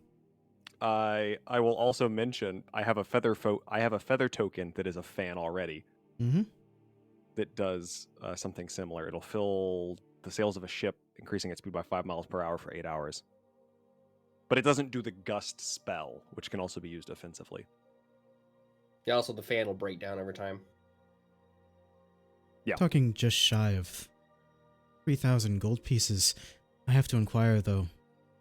My prime custodian friend, what was your affiliation? I can see you are... Well, I presume you are not pressed into service currently. Sorry, that was on mute. Not currently. No, I'm retired. Safe travels to you, then. Friend of the Empire, they often curate items for me. Let's call it 2,700. Because I like you. And your furry friend. Very generous. Can I like lean in and let her give him a little scritch? Yeah, they kind of lean in and just Switch the day, year a sorry. little bit. Yeah. No, that's okay. I keep doing it wrong anyway. Takes getting used to. With fantasy characters too, it's even worse because you don't physically see them. Only in your mind's eye. Well, Of the 20. Oh, sorry. go on. No, I was gonna start splitting money. You're fine. Very well. I mean, proceed. She or they. Goddamn. See, hard to do. They take My the fault. charter, It's my place it fault. within, subtract the amount, and your charter is returned to you. With I 2,700 agreed to help removed. cover the axe blade, so just for the record, I'm still have a stake in that. But we Yeah, still I'll carry I'll that take down a- the road. For the sake of ease, let's treat it as if you guys spend your own coin, and then at the end of Quilldeep, you just pick up your charter, and that's that. I don't want to get all bogged down on who spends what. Also, there are over-the-counter gold transactions, just not in excess of 2,500 gold pieces. Is the idea? Yeah, I'm just trying to say, just so everyone has a. I'll just do it in chat. That'll be easier. Right. Because we already put the gold in our inventory. Well, I presume since you are taking the blade, I may see you later at Caltheeds. I've almost reached my quota for the day. I think I can probably stop by. Well, it will take him time on the project. Does that conclude our business? I believe so. Yep. We appreciate this very much. Then I bid you farewell. And safe travels. Thank you. Thank you for your time. You see, as soon as you guys say thank you for your time, Vor kind of turns around and heads back behind a curtain. Moonsicle +1. DM, are we walking the blade over to Calhoun's? Caltheeds? That depends. Caltheeds, Is sorry. that where you head next? I Quilldeep would is your assume oyster. so. There's an apothecary left over here, and was that it? Was that all the shops you mentioned? So far, yes, that you have seen. If you guys are looking for any specific other stores, feel free to pipe up. I just didn't want to take you guys on a full tour at Quilldeep because we'll be here for 4 hours. They got a vape shop in Quilldeep. Asking the real question. You are able Well, to I did- find a smoke shop of a form if you would like. Ooh. For your aging, retired old back. That hurts. Because of them damn That's funny. kids. I was just asking, do I need to carry the blade, or The blade has been are provided they to you. taking it over? Okay. The blade has been I'm provided gonna to wrap you. it very carefully in a blanket and keep it like tight to my chest until we get there. I'll meet you guys there.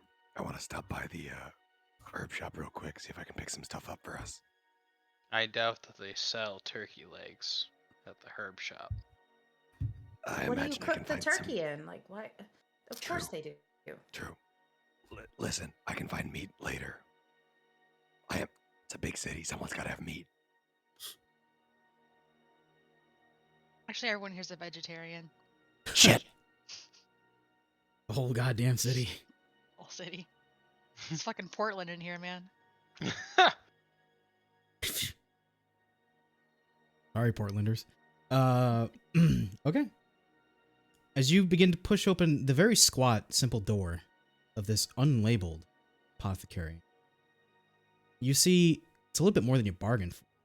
Not just an apothecary. Also, there's alchemical stations in here. It's fairly well stocked, and as you're kind of looking around and taking in all the greenery, the violet and red hues of all sorts of different flowers, you see kind of coming around the corner a female lizard folk. Not often I have a customer, much less a fellow lizard folk. You know, we've been hearing that all day. Does nobody come through this place? Like, people not shop here? What's going on? Should we not be bringing our business about? I was referring to Drusk. Or sorry, not Drusk. Hasn't introduced himself. I was referring to your lizard folk friend. Oh, okay. It's really funny you caught yourself, actually. Welcome. I'm 3. Very nice to meet you. Run this establishment. Drusk. Well met. What can I do for you? Sorry, you all. Sorry if y'all need to have alligator sex. Just let us know. We'll leave. Do you have any herbs for potion brewing? That's all I'm really looking for. Well, yes, of course. What are we looking for in the herb department? I'll attempt to describe the herbs that I would traditionally use for like healing potions. Oh, well, of course. I also offer said potions, if you'd prefer. But yes, I offer such herbs. You may pick up any amount of herbs you would like for, realistically, almost any version of healing potion that you feel confident enough you would be capable of crafting, at 1/3 the price of the actual potion itself. So for example, I know we're cutting it because 50 gold pieces doesn't divide by 3, Yeah. but so on and so forth. Just to keep things smooth. I'll pick up a clean 250 gold pieces worth of herb, Gotcha. which is Okay. probably a fat bag. Yeah. Fat Yeah. bag of herb. It is a fat bag of herb. You are able to acquire such herbs. S3 is kind of excitedly gathering everything together for you. Well, it's been quite the pleasure. I hope to see you again sometime. Yeah, absolutely. Do you mind me asking how long you've been here for? Oh, 10 years now. I kind of worked alongside, or should I say under, for a while. And then branched out on my own, and now we've agreed to share our building as we share a collaboration at times. It's been enlightening. You're just the first one of us I've seen in a while. You can see, make an insight check. Oh, I am good at those. Natural 20 for a 25. You see straight through the cracks. But you can tell that she's learned to keep interest about herself out of the mainstay of her life. But you can see straight through the cracks. It's been a long, long time since she's seen another lizard folk as well. And you can kind of see this lump in her throat rise and then fall as she kind of swallows. I'll admit it's been a bit of time myself, but business is business. It keeps me here amongst, the spread of people in Quilldeep. I'm sorry to hear that you haven't seen many of us around. We do exist, time to time. Far from home. Far from home. Well, I'm sure you'll do these 5 some very, very good with all of those, and I hope to see you again. Don't worry, I'll be back. Can't pass up a store like this. Thank you for the kind words.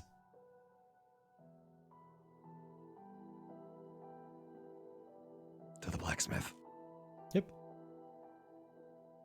To the smithy. Making another stop. Ah, this will be perfect. Okay. As you kind of go down the street a bit, about a block, you begin to hear the tink, tink, tink, metal on metal. And you, Gardak, a familiar sight.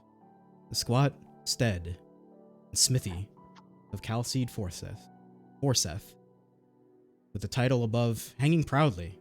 See, this store is well kept. Casting transcription. As you kind of enter in, you can immediately feel the heat almost blowing out of the doorway.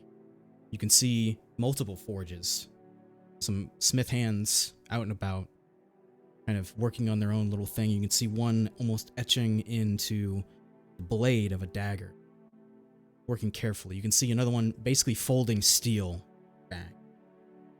But you manage to see Gardak catch a glimpse just around the corner. Familiar forearm as Caltheed Forsyth banging away on this huge breastplate. Seems fit for a minotaur, perhaps? Certainly larger than both Rox and you, Gardak.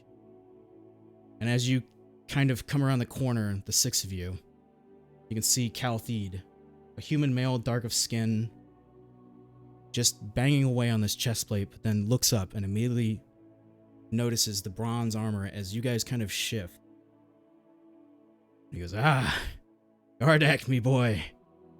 Welcome back. And you can see as he kind of drops the hammer to the ground, just toom, toom, and he kind of walks around the counter and just goes up and takes Gardak in and gives a big hug. You've got to tell me what you've been doing in Jobinscape. It's been too long since I've seen you. Been many years. Lots has happened since then. Clearly. Just to these absolute randos. Yeah, who are these guys? You used to run with a different crowd. Well, I guess my life has taken a little bit of a different turn since I retired. You're on a little bit of a different mission. Well, certainly. Let's get some introductions in order, shall we? I am Caltheed Forsyth, royal blacksmith, and often, purveyor to those in need of finer steel and finer work. Gardak here trained under me for quite some time. When he was just a boy. It's nice to meet you, sir. My name's Rox. Rox? Good strong name for a good strong woman. Thanks. Draku. Masculine for Quilldeep. Sees he kind of catches. For Quilldeep. There's this almost sly smile on its face. Quilldeep. Only Quilldeep. As you wish, master. And you, tiefling friend. As he looks at Zesserin. Oh, okay. Isn't it like two tieflings in this? Yeah. We're an odd bunch. Draku had already introduced himself, however. Oh. That makes sense. Wait, what was the question? He's just asking for names. Oh. I I don't know. I was reading one of the fucking things. I'm Zester. Right. Drusk. A fine crew for Gardak to run with if there ever was one. What brings you all here? What brings you back, Gardak? I never thought you'd leave the northern Breszi Empire again. Well, I didn't either, but I've got a little bit of a mission, and my friend Rox here has an errand for you. An errand, eh? Huh. What is this errand? Can I get the name of the person that we were just talking to, DM? Caltheed Forsyth. No, the other one. Vor Lemmy. Vor. I'll set it down on the counter. Like, I'm being very, very, like, ginger, like, cradling it in my arms. And I'll set it down and unwrap it. This is from Vor, a hopeful collaboration for the two of you. They said it was to be a blood axe, and needed, funding. So here I am. Please make this for me. So Vor finally do. found a sponsor. Interesting. Well, Sponsor. I'd be more than happy for the project. Be more than happy. But, one condition. I need you back in the smith, my boy. Help me with this one. Would be good. As he points to Gardak. Oh, okay. Hmm. All right. What, you have time now for this? How long should it take? With my best smith back? An hour. Tops. Oh, well. Oh, see you, Gardak. We'll be back in an hour. You need anything? Anything I can do for you in the meantime? I'm so excited. Y'all go on without me. I'll catch up. You kind of see as Gardak begins to take off his armor. Ripped Goliath, as he is. Dons a smithy apron. Looks strangely at home. Hell yeah. As they kind of walk back there. It's everybody's passive insights? Insights or perception? Or perception, sorry. 18. 11. Yeah, 5. I apologize. What was your question? Your passive perceptions. Yours is not a 5, Maslin. It's something higher. It's under your senses on your left side. 12. Oh, wait.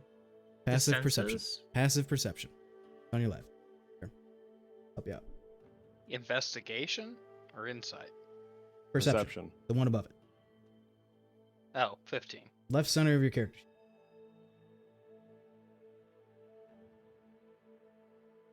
Oh, 11. Wait. Passive perception. Yep, you got it. Yeah, 11. I would say Maslin and Drusk, you're the only ones who picked this up.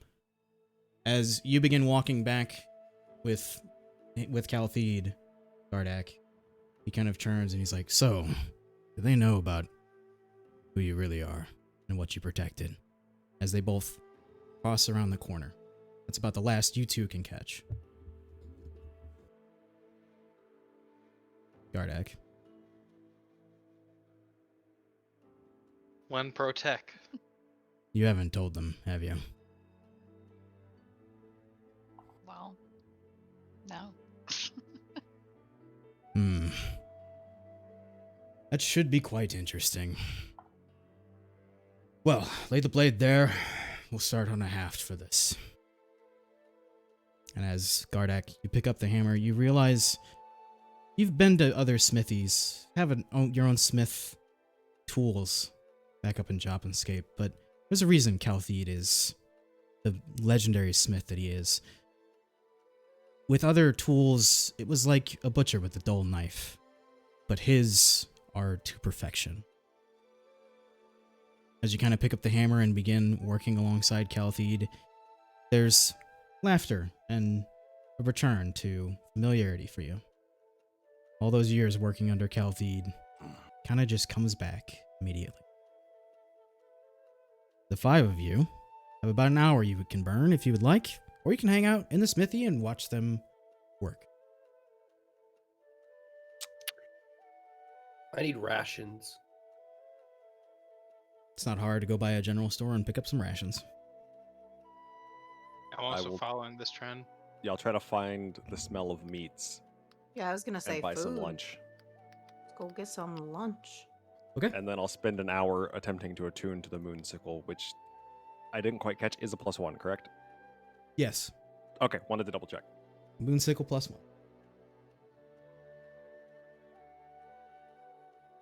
Yeah, I'll just go to a pub. Okay. Good vibe. There are 2 taverns nearby. One known as Blunder's Rest, and the other known as Coaster's Court. That's not going to follow you, but he's going to suggest Coaster's Court. Sure, go to that one. Okay. Pub's a pub. If I smell meats coming from inside, that's where I'm going. Yeah, the many of you, or Draku, it's not hard to stop by I'll just say a general store and pick up some I understand. rations. How much are they? How many do you want? I mean, I don't know, like 10, I guess. 8 silver pieces. All right. Trivial. Compared to most of the other products you've paid for. The rest of you finding your way to Coaster's Court, if you like. Coming into Coaster's Court, you can see pretty large spread of individuals in here. Everyone's just kind of quieted, having either a late lunch or started an early drink. But behind the bar, you can see a male portal. As well as you can see a female elf kind of, not prancing, but more of skipping around to different tables, filling drinks, returning. It's a very quiet but calm yet welcoming atmosphere, and you're able to find some seats at the bar if you. Yes, please. As you kind of approach, you can see this male turtle kind of regards you. Ah, I wasn't expecting new arrivals just yet. We were getting ready to begin the roast for dinner. If you'd liked, you are more than welcome to join us. I am Coaster, and this is my court. Very nice to meet you, Coaster. Are we interested in drink, food and drink? I think all of Absolutely. the above, sir. Well, then Yeah. let's get you all sorted out, shall we? As he kind of grabs 4 tankards, scoots another one over with his mitt, and begins pouring ale for everyone as he kind of looks to each of you, getting ready to pour. Please. Pours you all an ale. Me, please. We have some duck on the way. Soon there will also be a turkey, which we will carve for the evening. There should be a boar as well, if we're interested in that sort of thing. If not, I can find some greenery for you all. I think the meat will do us just fine. That sounds absolutely lovely. Very well. Then I shall make sure that it is prepared and ready for you all. And you see as he kind of turns slowly, and then begins to walk. The Kind of- smallest bit of drool will kind of just dribble out of the sides of Drusk's mouth. As he kind of goes I know around, that he, man is the best grill master. yeah, as he kind of turns in, you can see he kind of opens the doors into the kitchen and kind of slides on in. The elf, seeing this, eventually slides in behind the bar. And, well, happy to make your acquaintance. I am Silra. I will be taking care of you while Coaster is busy, Master Vincent. Okay, well, let me know if you need your drinks refilled. Just go ahead and flag me down. I'm all over the place, and, we'll have your food prepared shortly. Thank you very much. Oh, certainly. Enjoy yourselves. You may all talk amongst yourselves if you like. Your ales are refilled. You can switch to different drinks if you like. But you find a quiet, kind of peaceful environment in Coaster's Court, as opposed to some of the more rambunctious taverns that you've heard tell about. Well, I will be honest with you all. Maslin will say as he sits down after a couple moments. I'm actually seeking a pretty high audience here. With Yeah. Bethrin. And I don't know how we'll go about acquiring said audience, but that would be my goal. We'll say. I think the audience already wants to kind of meet with Rox and Kardak, but if not, Kardak might still have some sway in the Empire.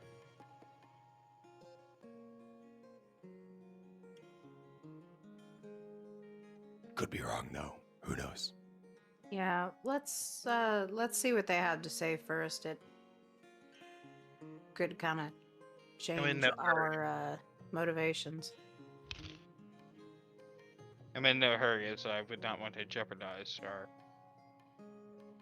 future endeavors, but that is my end goal. Good standing takes time,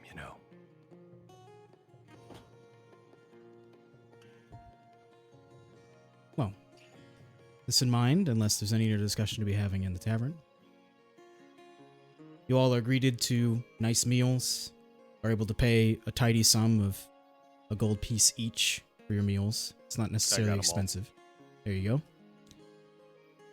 And you are found a rest in Coaster's Court. And that's where we're going to go ahead and take a quick break, as I apparently ran over 1 hour of the 2-hour mark because I just kept going and completely fucking forgot. So we'll be back, gonna take a quick break, grab some drinks, hydrate, have fun, and we're gonna come back to what's next? Yeehaw.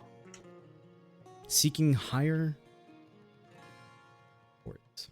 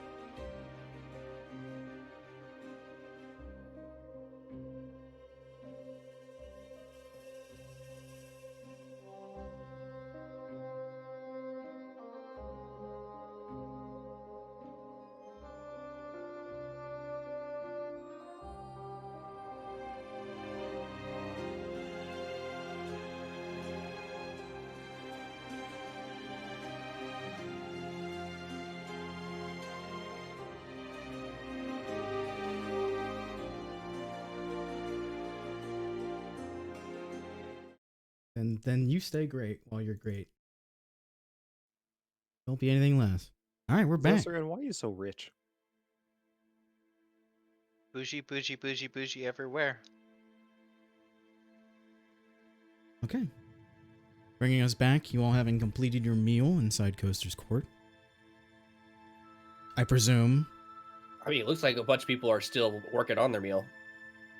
Well, yes. In real life, my players are snacking. Wow, fucking Just hater. messing. No, I went to go put my food up. I get it. Having finished your meals inside Coaster's Court, presuming you make your way back to casting transcription, you return to the familiar front of casting transcription, Gardak. Apologies, because I know you're eating. In the intervening time, you both managed to complete the project at a blazing speed. The two of you being one of the most efficient pairs because of your time spent together. Kalthid kind of eyes the armor that you took off in the corner. Well, most of the boys nowadays are running on with a bit of a upgrade, me boy. I've noticed. Making me look old. Well, we don't want to lose the damage in the battleware. That's character and fun, ain't it? But I agree. could do you a bit better, I think. If you're offering. Oh, the Prime Guard and the Prime Custodians are always griping about how the Prime Seekers are too fast, too nimble, and too quiet. So I solved that little problem. Let's solve yours. As he kind of takes your Reyes and mounts it on the two pauldrons. You can see he kind of undoes the undergarment that is underneath the plates. Fits it with mithril.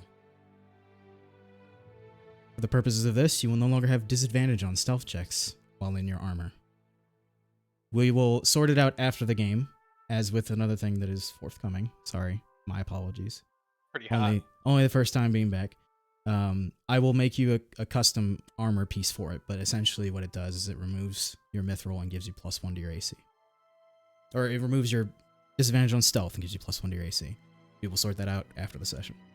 As I don't anticipate there'll be combat, but shit, never know what you guys are going to do.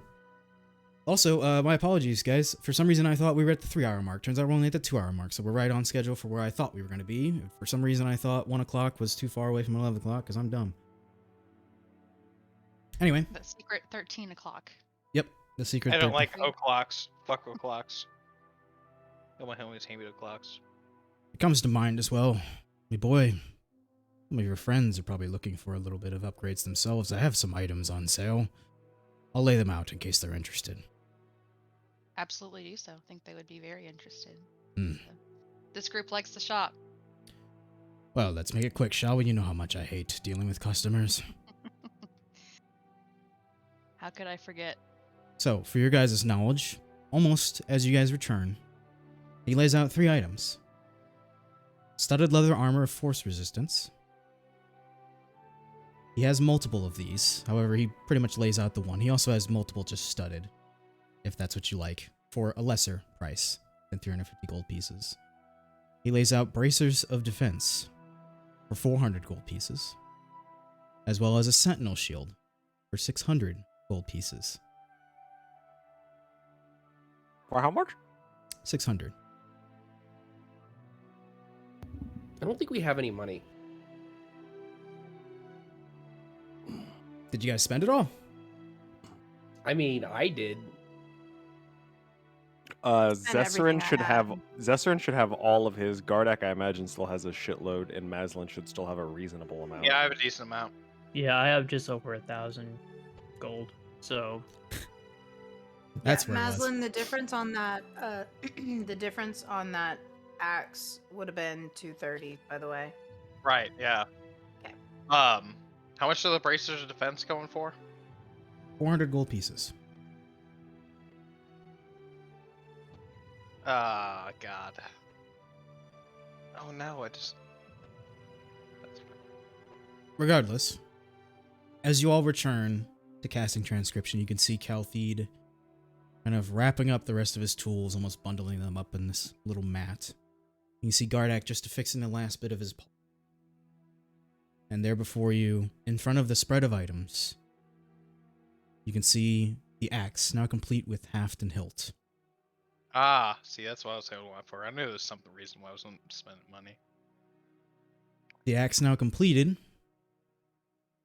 It's not a moment of minutes later that Vor kind of comes by.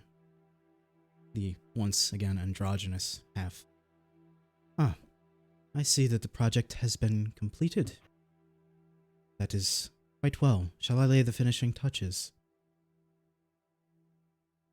You kind of Please see do. as she lays out a mat of her own with some of her tools and accoutrement. Do you still have detect magic up, Maslin? You said you were keeping up the whole time, but Yeah, I it's don't think I would have covered. dropped it, honestly. Okay. Yeah, we'll just say you keep it up. It's not impossible to do. It's just what weird. happens, yeah. Timey-wimey, whatever. Doesn't matter. You can see the striations in the metal where the magic is laid kind of flash. As you see, simply, she takes a small knife out from her mat and slices almost down the side of her thumb. Runs it along the edge of the axe. And then with her central finger, draws in an arcane rune and places her hand over it and smears blood from left to right. And you can see as it flares, the striations metal flare out their magic. It seems now that the whole weapon, including the hilt and haft, are covered in this magic. Hell yeah. You may, if you like, Maslin, because I know you were specifically wanting, you may write down that final rune in your notebook if you please. Having gotten a decent enough look at it with Detect Magic up. Yep. I just was looking as hard as possible. Here we go. It's a blood axe, right? It is a blood axe. You know a rune of blood enchantment. There might be more, there might be less. Probably more. Let's be honest with ourselves. A rune of blood enchantment, right? Mm-hmm. Specifically the final touches for. Cool. So, Rox, you may take up your new axe, if you like. The rest of you, you see the items in front of you, and Kalthid kind of grumbling, but he's like, I pulled out some items in case y'all were curious. We are always curious. Well, there you have it. There's the 3. I have a couple of those studdeds, the non-magical type. That one will help you against, well, arcanists. As he kind of looks over to Vor, and Vor's like, well, I do believe my work here is completed. I hope you enjoy your, new weapon. And she kind of takes out a piece of gauze and is wrapping her thumb. Rox looks positively giddy. Very well. Turns without another word and heads back down the street. I will attune. You may. Did we get a short rest over lunch? Could we say Yes, we did you that? would have Yeah, gotten okay. a short rest. Yes. You using Nature's Recovery? Oh, I totally forgot I had that. No, I was more concerned about the wild shapes, but yes, I will use Nature's Recovery because I. Gotcha. You did use some enhanced abilities. Mm-hmm. So excited. Zezerin, do you still have some coin on you? Yeah, I still have plenty of coin, so I can contribute to anything. Can I make you allow me to make you an offer? All right. I'll give you the ring if you can buy me the shield. That's a fair trade. And I Okay. will offer the Ring of Protection, which is +1 to AC and all saving throws. I need protection. Seriously. I hate getting one-hitted. Okay, so how much is the shield? A crisp 600 gold. 600 gold pieces. All right, 600. Goodbye 19 AC. But hello, Sentinel Shield. All right, You know, so love you now to death. I need to add that Yeah, it's just Yep. Ring of Protection. Ring of Protection. finger protection.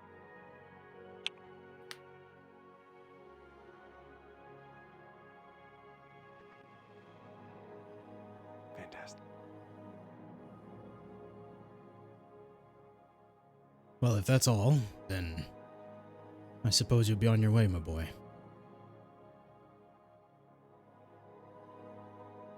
It's looking like that's the case, my friend. He's almost a little disappointed, but he's come to accept. You've moved on. Greener pastures, other pastures. Well, if that's... Good luck in there, then. Thank you. Hopefully I'll see you again soon. Stop on by. Anytime. I'll be busy. I'll hold you to that. Welcome home. Thank you. So, unless we wanted any other items from Calthede, we will progress No one onward. purchasing any armor.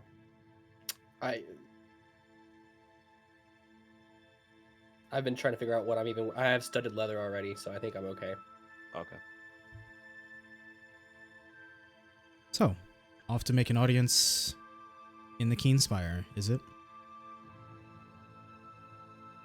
Yes. Okay. I believe so.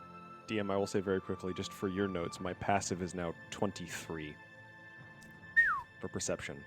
Fuck. May have made a mistake. You do manage to see, as you leave casting transcription,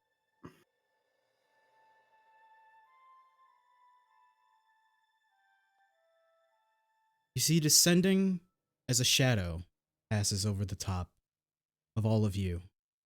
And as you look up to see what has obscured the sun, you see a ship floating in the sky. Sky ship of sorts. As it kind of swings in and along the top of the Keenspire seems to make a dock along one of the various bridges that connects to it. Let's see.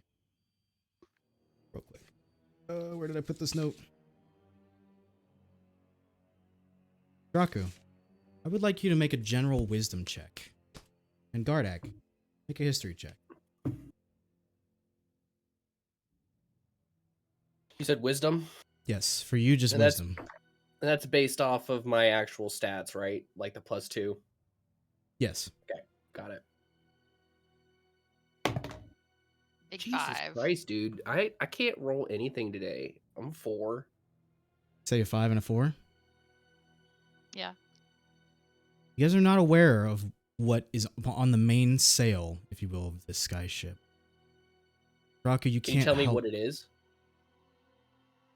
Like just what it looks like? The emblazoned figure of red standing with a circle around it and various rays coming out of the circle appears to be a dragon.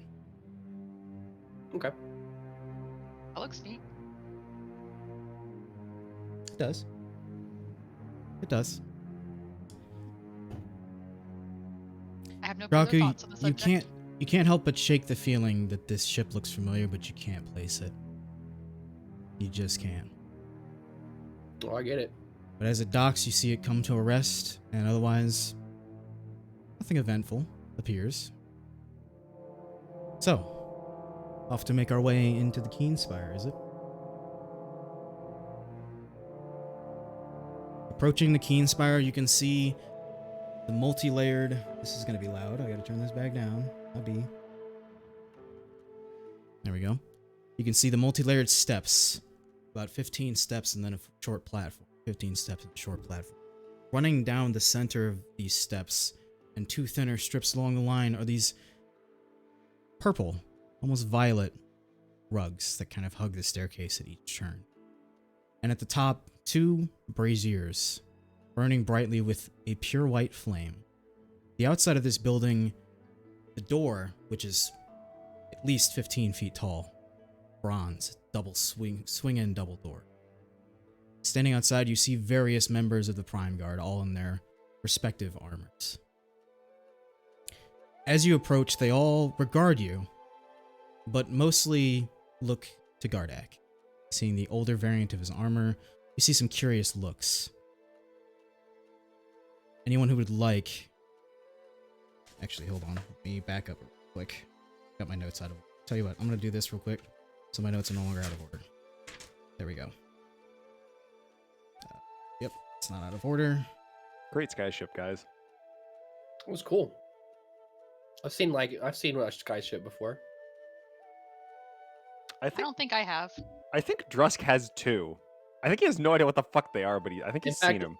I think I've only seen one I think in my Madison's entire life, so I'd have to assume if it's related to the one that I've seen, it's that one. But I guess I'll go along with Suboxy.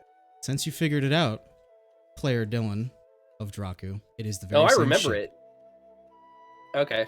Yeah. But you may hold or share that information if as you like. Yeah, I would actually share that information because I know I believe I've mentioned it before. Do you need me to recap it for your friends, or shall you?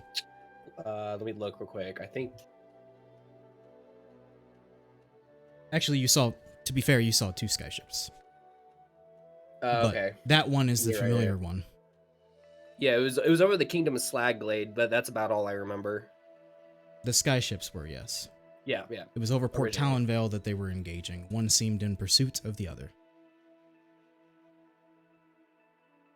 Hold on, let me get my notes in order, guys. I don't know why I can't figure this out. I've been waiting for this scene for a long time. Hey, you're doing a good job. As you all begin to approach the top of these stairs, you see a Prime Guard in up armor.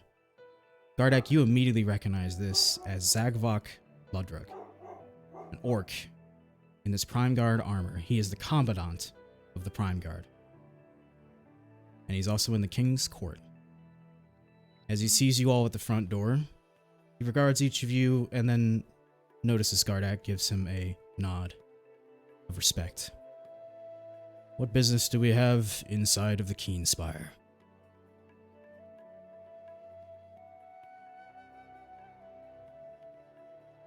Out of character, we're to see the Empress, right? That's who we're trying to see. Yes, you are here to Okay. see the Empress Zarya Uland. And I will say, Well- because Rox just walked away, that she likely provides the letter that was sent to her by Zarya. I'm also specifically looking for Veteran Elcast, correct? Yes, you are, Maslin. If that was another out of character. Yeah, out of character question. Want to make sure that's my homie. That I also want to get kind of maybe rough with. Not really sure. You can see as he kind of unfurls the letter. Ah, I see. You are to be granted entry. Please, follow me. As he kind of nods to the 2 Prime Guards standing, they both swing open these opulent doors. Inside you can see a massive central hallway. And as he begins to lead, 4 Prime Guard then flank behind, as they kind of just follow. He takes you into a small side room. Very well. I'm sure you know the drill as he looks over to Gardak. I'll need to see the entirety of your equipment. It will not be taken from you. It's just to take stock so we know what you have on you. It's for the protection of all inside the Keenspire. I'll start taking stuff off, kind of like. You don't have to you don't have to take off all your armor, just they check out all of your equipment. Yeah. That is cool, guys. Yeah. It's expected. Oh, they're not stripping me down, making No. me get butt Yeah, I was naked. about to say Maslin's Yeah. gonna show what he needs to get through this hurdle. I mean, one of the Prime Guards does pat each of you down to make sure you're not concealing anything, but they're just generally taking stock of your equipment so they know what you're equipped with. Right. Very well, that's resolved. You may make your way up the stairs. There you will run into another Prime Commandant and be granted your entry. Gardak, you know the way well. You lead the group. And upstairs. As you do, you see at the top of the stairs, waiting. It's getting a little hairy. Where's Liz at? I'm getting a little hairy. I kind of need Liz here for this. I think real life delivery at the door. Oh, okay, that's fair. I hear back upstairs though, so. Oh well, that's it. As you reach the precipice of the stairs, kind of you go into the Keen Spire, and then you go across one of these bridges, and these bridges actually take you outdoors. And it's this large bridge with railings along the side. Those kind of motes of light that I described hanging around Quilldeep, hanging in the wind. The bridge is well lit and has guardrails along each side. It's kind of, as it takes you in, you go to another one of the spires. This one immediately seems simpler, strangely. But this is the way to the court of the Emperor and Empress Zarya Uland. All very familiar to you, Garda. As you reach the top of the stairs on one of the other spires, you see before you a leonine male, lionfolk, dressed in the same armor as you, Gardak. You recognize this immediately as Prime Custodian Ikmar Olkeep, Commandant of the Prime Custodians. This was the position held by Commandant Vakin before him.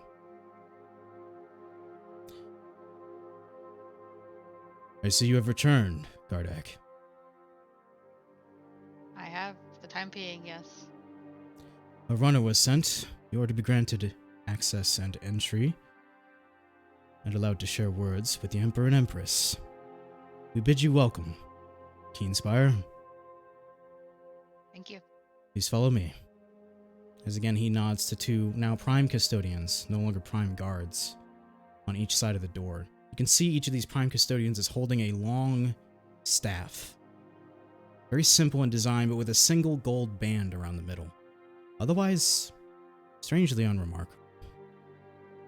As the doors swing open, you can see a set of almost bleachers laid into stone, carved from marble. Large banners hang with the Breszi Empire's symbol. And you can see atop the top of a small plateau, it's not 15 to 20 steps by any means. You can see two figures sitting in relatively simple chairs.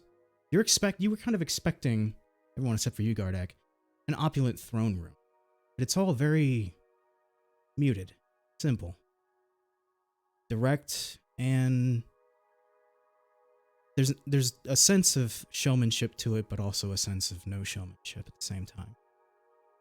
Flanking these two figures, you can see two others. A male elf is the first one you make out. Standing there with close cropped hair on each of the sides, in a muted, just beige kind of robe folded in, arms crossed, you cannot see the hands. The close cropped hair and thrown up and over, a mark and a streak of gray. Maslin, you have never seen an elf with gray hair, but there's a streak thrown up and over. Just as well, you see a female Kalistar standing on the other side of the two figures, kind of flanking. The white skin and white hair up into a ponytail and hanging down the back. May I present to the party Empress Zarya Uland, Emperor Volmar Uland, Bezran Elkas, prime site in the Empress's palm, and Alia Vendi, prime site of foreign intrigues. And you can kind of see as both of the figures in the chairs stand. You see the simple, soft features of Empress Zarya Uland. Gardak, a couple years have passed. Been a long time since you've seen Zarya. But there stands before you Volmar as well. Simple circlets on the head, not crowns, as you might have expected. Circlets with gems inlaid. Volmar with brown hair almost thrown back and down to the shoulders. They're in decent dress, and you can see that Empress Zarya Uland is in armor, as usual, as was described in the painting that you saw back in the Weathered Wayfarer. Or no, sorry, it was the Weathered Wayfarer in the Azure Grove, I believe. Volmar also in a piece of chest plate, but otherwise seemingly unarmed, unarmored.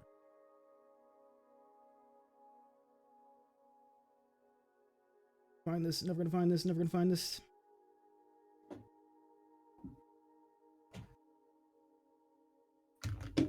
I am never gonna find this. There it is. Jeez, right? As you can see, both of them descend the stairs. Come and meet before you. You are flanked on each side by 5 prime custodians with these similar staves. As their feet hit the bottom of the stairs, you can see all the staves just lower another 10 degrees. As you all 6 are just kind of standing in the center of this area. Do I get the sense that it's okay to speak? You do. Hmm. Thank you for inviting us. My name is Rox. I believe you reached out to me. I know who you are, dear. It's good to see you. Okay. It's good to see you. I think. Bear with me a moment. I would like to speak, as she begins to walk past you, to my son. And approaches Gardak. He's trying real hard not to smile. Just like a big bear hug. I didn't think I would see you again so soon, nor with friends. As she goes in for a hug, you can see Volmar also swinging around the 6 of you, 5 of you. And they all just kind of go in for a triple hug. When I let you keep that armor, I didn't think you would be wearing it. I thought it was just a memory. Well, he came out of retirement with me for one last job. One last job. Is it really so easy? You hear Volmar pipe up. Or it's so easy. Certainly not. Well, stands before us probably quite the tale. Welcome back, Gardak. You all must have a lot of questions. Forgive me, I didn't know I wouldn't have spoken out of turn. He's not my son by blood. Clearly. As you look at her human form. I found him. Brink of death. Southeast. Near the Kirsini Range. And my prime custodian was about to deliver a coup de grace. But I couldn't watch it. I took him in. Took him back to Quilldeep. And gave him a life anew. I don't regret it one bit. I can tell. It's very compassionate of you. Well, he became my guardian. Saved my life many times. So, I don't believe in debts, but Gardak is as much my son as he is my friend. But, enough about the past. You can see as Volmar kind of returns to the plateau. Just above. Zarya kind of strolls to the front of you. Volmar just at her flank, just at her back right. Let's hear your story. Rox. I come to understand that your tribe is just outside of Ember Crossing in a refugee camp. Alia Vendi, as she motions behind her, is seeing to the specifics. Give it a little wave. My story. Well, there isn't much detail that doesn't tell you what you've already known. But what I do know is that when expecting my people, was met with fire and death. Luckily, I made a friend along the way, motioning to Drusk, and we've tracked them, but we keep coming across. And forgive me, I don't remember if I know the name of the group that does the big bombs. You do. Between you, Gardak's past, you know that he's faced them in the past. Cloaked Right, Serpent. I remember. I just couldn't remember the They name. are known as the Cloaked Serpent. Right, thank you. I'll fill her in about all of that. And I think that's the last thing that I have to, like, other than that, we were just kind of getting here. So yeah, the last cloak serpent attack up until then. You notice when the cloak serpent is mentioned, there's no shift in the prime custodians, but both Zarya and Volmar's eyes both shift over to them. And then Zarya really quickly catches herself and glances back towards Vestrin, still perched where he is. And he kind of just looks and gives a slight nod.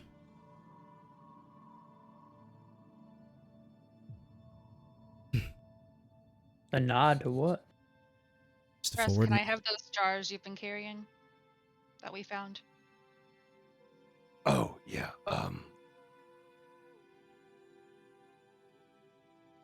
I think we got rid of them. They're not in my inventory. Nope, small cap jar. We have one. We have one. I did something with the other one, and you got very upset with me. But I'll you take can it. have the one. I'll take it and I'll give it to him, basically. Do you want the 2 serpent masks that we have too? Yeah. Okay. Zarya kind of looks to Volmar.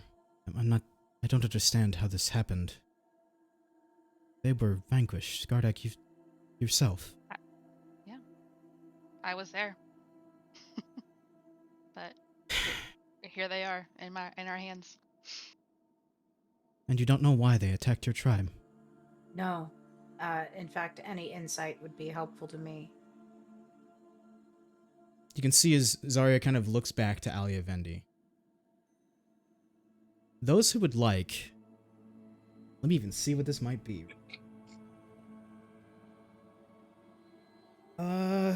Those who would like, feel free to make a history check. I'm not going to bother you. I don't know. Nope, me either. Oh, I can make a history check if you guys want me to. I get like a +5. If you'd like to. As you're observing Zarya look directly back to Alia Vendi, but not saying anything. 14. 14. 18. 19. Okay. The DC was 12. It's not particularly hard. You four know that Khalasar have the ability to link minds and talk. Oh god, what's the word? Telepathically. Telepathically. Yes. People are able to be linked by the race of Khalasars. They can be linked and talk telepathically. And you immediately get the sense that a silent conversation is also occurring in the room, one that you are not hearing. Khalasar a race, you said? Yes. It's a species or a race in D&D. Well, with all the evidence, we can't possibly deny that they've returned. As you see Ikmar, the prime commandant, the prime custodian commandant, speak up, the lion folk, the Leonin in the room. I am only curious what their goals are. It seems they're infatuated with your tribe. What would be remarkable about your tribe? And you see as Zarya kind of churns and shoots daggers at Ikmar with her eyes. Do not speak about her people in a dismissive way. The commandant does bring up a decent point. It's not a question that I haven't been asking myself. We've kept to ourselves for the most part, only sending out, the best of us into the world to bring back knowledge and supplies and what we can. I don't understand why we would ever be attacked, what they have to gain from my people. So, like I said, any insight, anything that I don't know would be most helpful.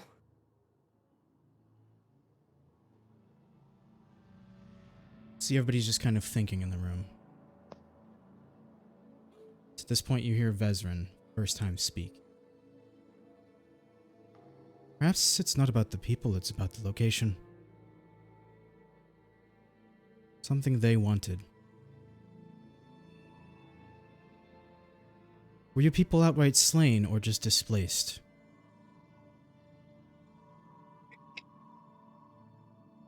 Well, when we went through, it certainly looked like they were slain, but I know that there are a group of survivors, even if I don't know much about them, that Ali Vendi is working with. But other than that, what do you mean the location? I don't. We were just a peaceful little valley.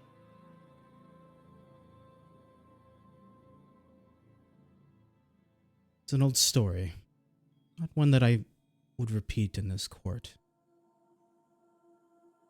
But the Empire was not always just the Empire, and you see as he kind of speaks up, there's a shift as both Volmar and Alia both turn to Vezran, and you can see that it seems that he's already speaking about something they'd rather not spoken about, especially in the court and in front of this many people. Suffice to say, some locations have been forgotten. Curious folk like myself still seek them out, not exactly sponsored by the Empire. It could be your tribe settled on one such. It's about all I can say for this part, as he obviously takes in that now everybody's kind of like, dude, shut the fuck up. Basically. I understand that you have this lore and context, but I do not. My home is destroyed. I don't know who survived.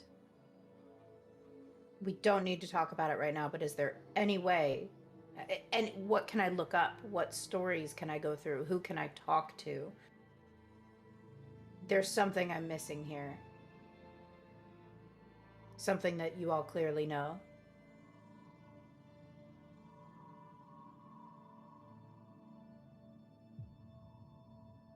You can see as Alia Vendi speaks up. We'll make sure to fill you in on all of the details, but not on the courts, as she kind of eyes all of the prime custodians. We don't not trust, but compartmentalization of information is what kept the Empire afloat, with all of the other kingdoms around. I understand. This is a conversation. Can you tell me who survived? Ah, that I do know, ma'am. My apologies. We've spoken to a number of people. It seems that one Jazz has taken up a lead of form. He's gathered your warriors, I would say. Set them straight.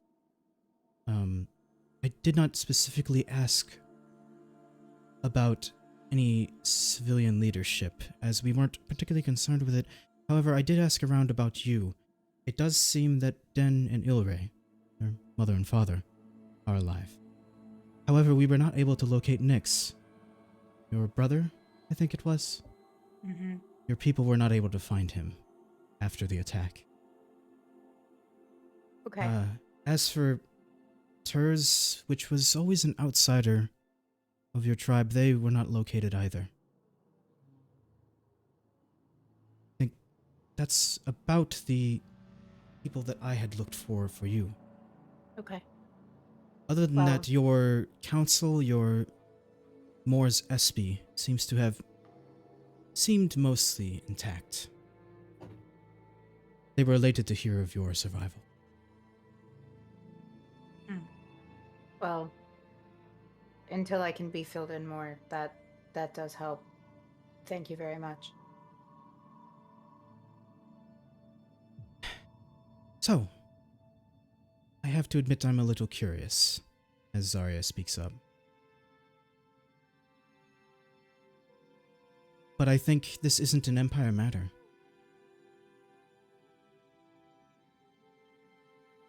I'd be willing to support you, Rox, but we need to know more.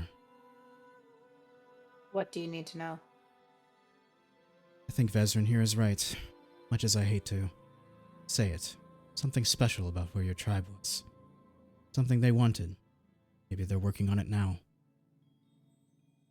Perhaps you'll find your answers there. To go back. I'm not I- suggesting a vengeance mission, but I'm sure you want it. Oh, I'd love it. I just need to know what I would be looking for, and I understand that the context could come from, what you don't want to speak in court, but is it the land? Is it something in the land? Is it a resource? Hear Vezran speak up once more. I would be willing to bet it's in the land, In the land. and you might want to ask your... As he kind of looks over to Alivendi. Moore's SB, was it? If anyone knows, it's your leadership. That would be a good place to start. Hmm. And See they've ya. all left? None of them are here anymore? Alivendi pipes up again. No, they were never in Quilldeep. We established a camp outside of Ember Crossing for them. They've Right. wanted to maintain their own sovereignty for the time being. Sounds right. But I think a reunification with your people would certainly be in order.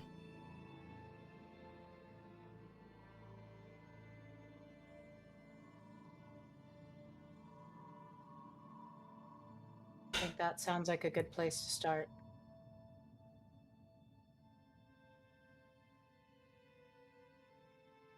As you see Zarya and Volmar both turn their attention back to Gardak. And Gardak, you would go with them still.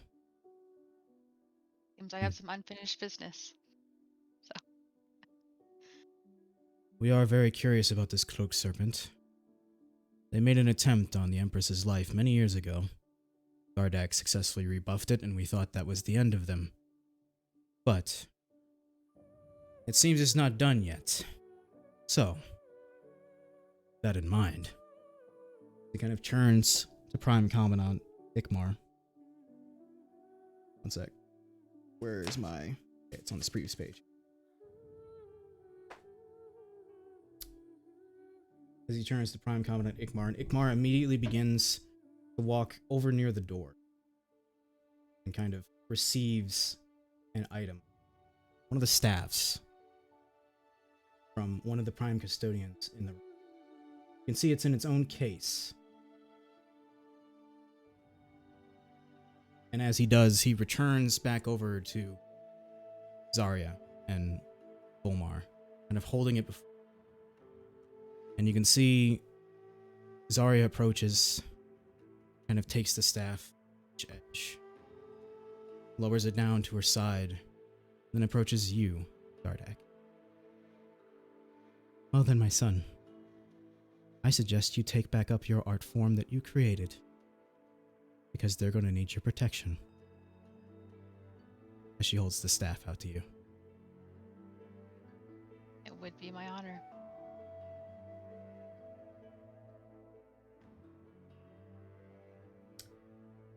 Never gonna find this stuff. It's never in a million fucking years, am I?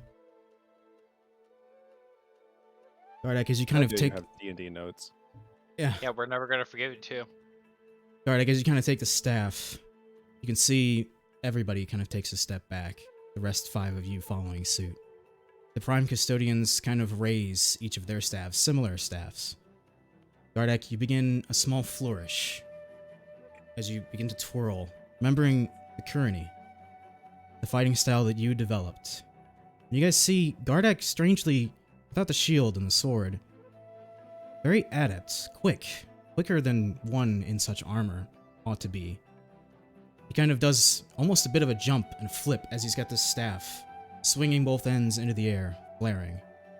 And then as he comes around, quicker than most of you can catch, not hundreds, dozens of thin blades of metal all extend from the staff's edge to kind of interweave into blades on each side. And as he does, he swings it once more, and you can see as all the Prime Custodians activate their staves. these thin blades appearing. And as Gardak kind of finishes, he twists the hilt at the center in the golden band and splits it into two, now flourishing two weapons, and kind of stops there holding it. Son, if you're going to take them on, you're going to have to do better than a sword and a shield. You taught all the custodians in here how to be the most efficient fighters in the Empire. Take it back up again and help them solve this. Feels good. We don't have the domain to charge you back into service. You've earned your retirement. I'm asking you as a friend.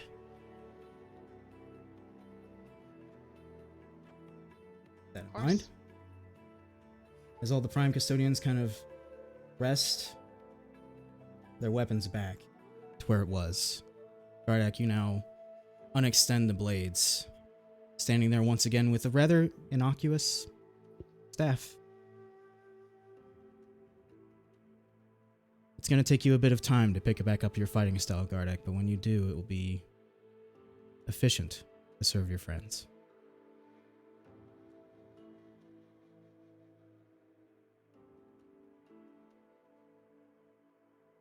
Well, I am more than happy to see all of you, and I would love to keep up on your progress. I know Vezrin can do just that.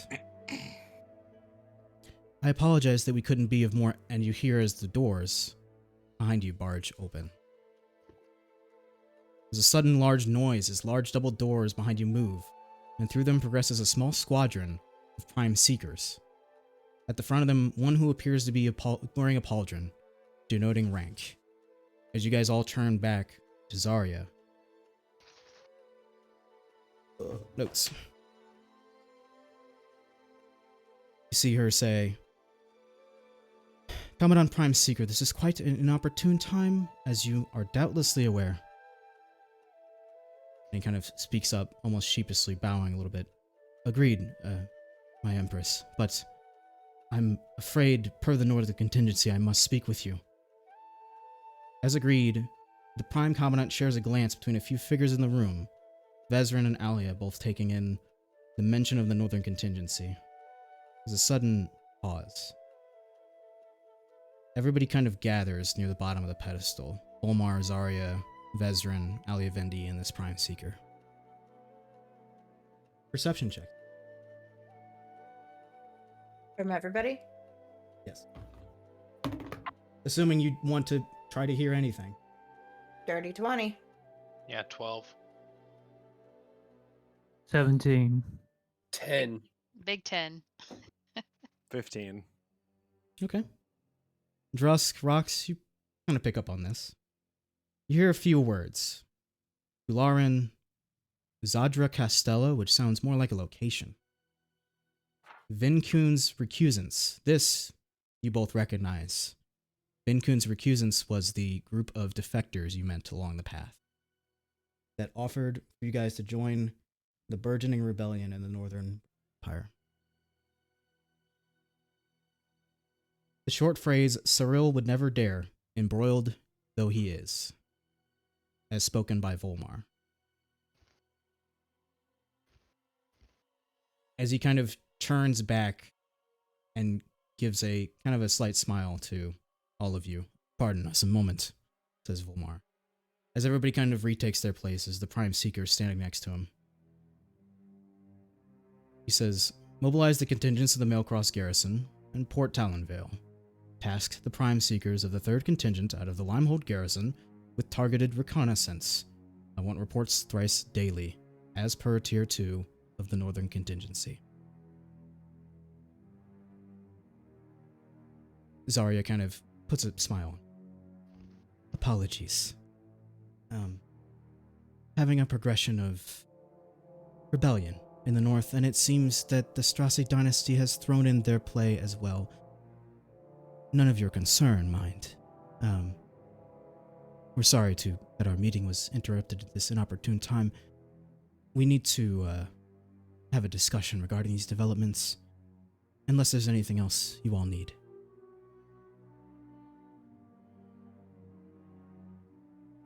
I can't think of anything. Alia, see to it that they're provided a means when their business is concluded. You all are welcome to stay in the Keenspire. Rooms can be provided for you if you like, or you can be on your way. Alia will take you to Ember Crossing, and just outside of your camp, Rox. Thank you for your time. Thank you. Sorry that our meeting was cut short. And you can see Vezerin already kind of slinking out of the room.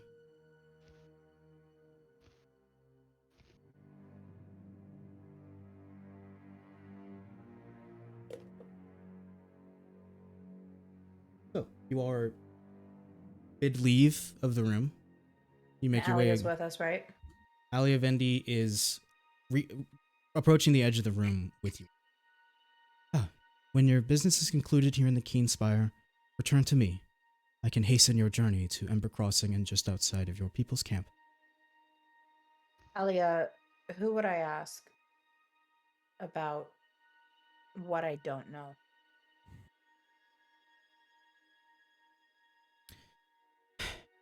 I would say, unfortunately, that would be me, as the prime site of foreign intrigues. Right. But I have to be honest with you, your people maintain their sovereignty, and while they tolerate me, they're not exactly open about why they might have been attacked, or So just go to them first. as much as I hate to say it, I'm not sure the Empire can give you the answers you're looking for.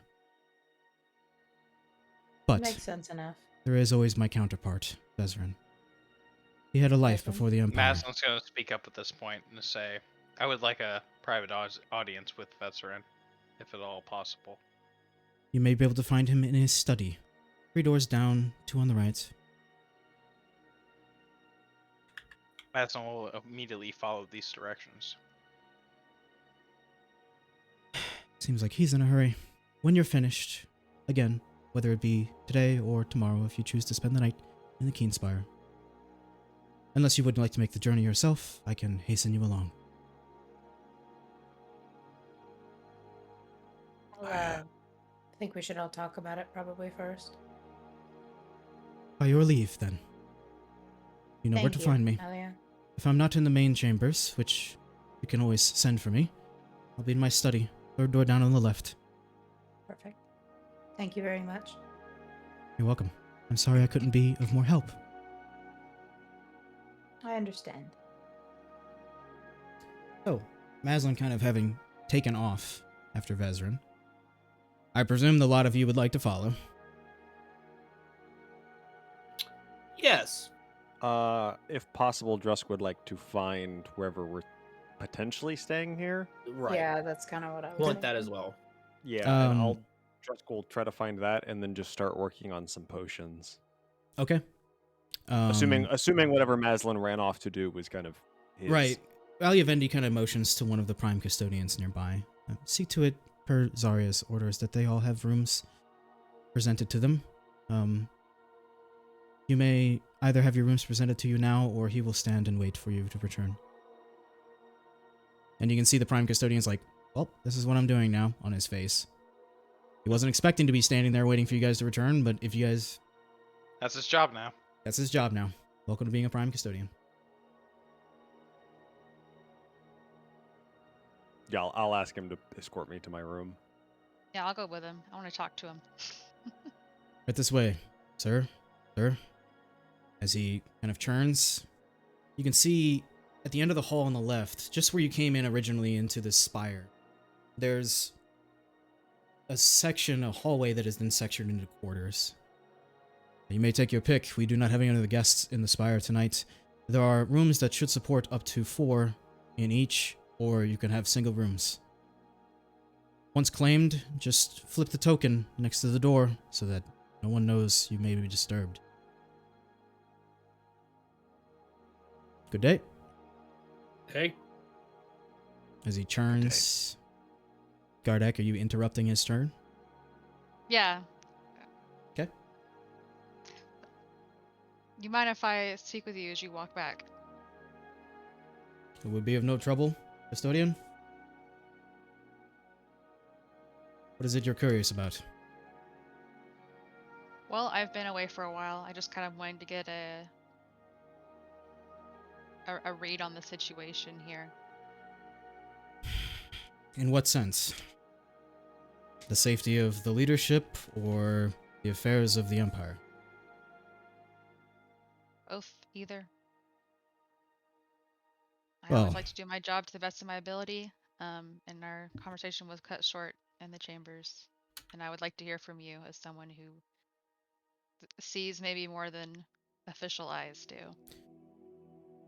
what I will tell you is under Ikmar, the new commandant, after Vakan, the safety of the Emperor and Empress are not in question, nor their court, Vezrin and Alia. I'm glad to hear it. To strike at them here in the Spire is much different than the attack that happened all those years ago. They no longer see large courts and guests of that nature anymore. And even less so now that they know that the Cloaked Serpent has returned. Certainly. This is all on his recommendation? Ikmar's? Yes. I see. Thanks to the art form you taught us custodians, we're the most efficient we've ever been. In the intervening years since you've taught us this, we've only lost 3 subjects, as opposed to many more that we would have without. That's excellent news. I'm glad to hear that. I'm not particularly at liberty to speak about this, as he kind of returns to where he's posted and begins just talking a little bit more quietly. Just kind of, obviously where he's posted, you know this very well. This rebellion thing up at the north. If this northern contingency has reached here too, well, you know what that means. It means the Strassi dynasty has made a move and thrown in their alliance with this rebellion. The garrisons are now the only foothold that we have, as well as the contingents that are locked beyond the Qatar Divide. This is at the very precipice of war. I'll never see it, unfortunately, as I'll be here, protecting the leadership. But contingents of the military and many Prime Guard and Seekers alike will probably be deployed. Well, don't think for a second that your job is not as important, if not more so. I know where my greatness lies. As he kind of looks Very over good. towards the double doors. Glad to hear it. Are you expressing trepidation at our capability to keep them safe? No, not at all. I just, like I said, I spoke the truth. I haven't been here in a while. As you might have heard from the Empress herself. Just wanted to get your take on the situation. Well, I overheard what went on in there. You're still a legend amongst us, Gardak. But I think you've got the more important job.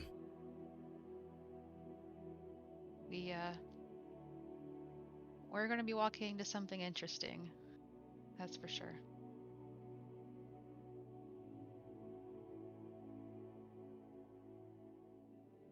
All in for service, right? All for service. Loyalty without question. I'll say one more thing.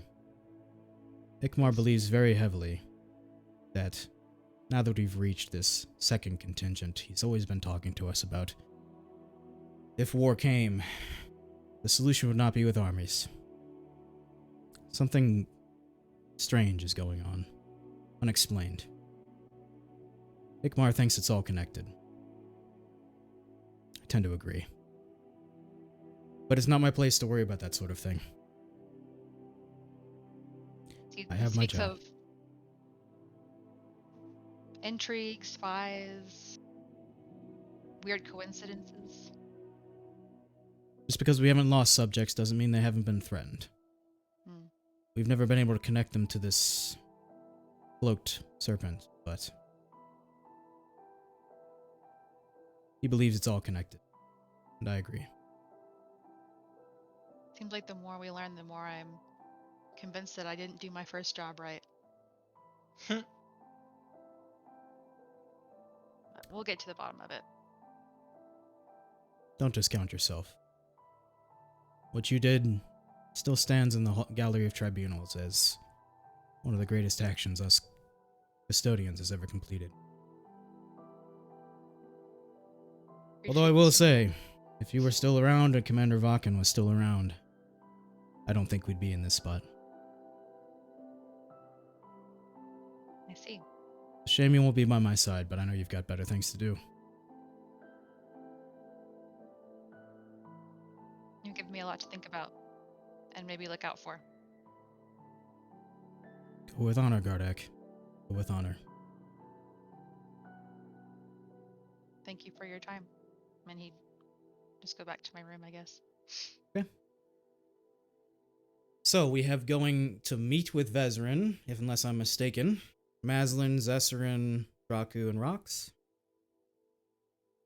Oh, I wasn't gonna go. I was gonna go find our rooms. Okay. Maslin, Zesserin, and Draku, is it? Yup. I guess. Very well. As you all follow, you three follow Ali Vendi's instructions. You come across a hallway that stops a couple doors further away from where you can see where there'd be room for another doorway, another room potentially there. But at the end of the hallway stands a singular doorway. A small knocker on the outside. Well, Aslan's gonna give it a couple knocks. You hear, just barely, beyond the door, the slap of what sounds like a book being closed. The shuffle of a chair as it's kind of scooted back. And then, opening the door, standing about 10 feet away from the door, is a robed figure, the same you saw in the courtroom. This singular gray streak of hair, kind of a tuft at the edge. Standing before you, hands clasped, now you can see sleeves kind of pulled back of a form. Standing before you, the figure of Vezrin Elkas. Huh. I have to admit I wasn't expecting some of you to be missing, but I was expecting you all to visit me. As he looks very pointedly at the three of you. Alas, I don't care what your expectations were. I have been sent here with a certain cause. I hope you're ready to hear it. Someone sent you to me. You are Veteran Elcast, correct? Oh yes, that is me. Your position of power is very, very known to me. I've served well in the Empire, but it hasn't always been so.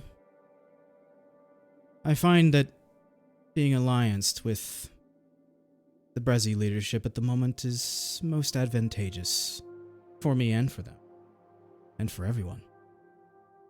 So yes, I do hold a position of repute, but I hold a great many more things than that as well.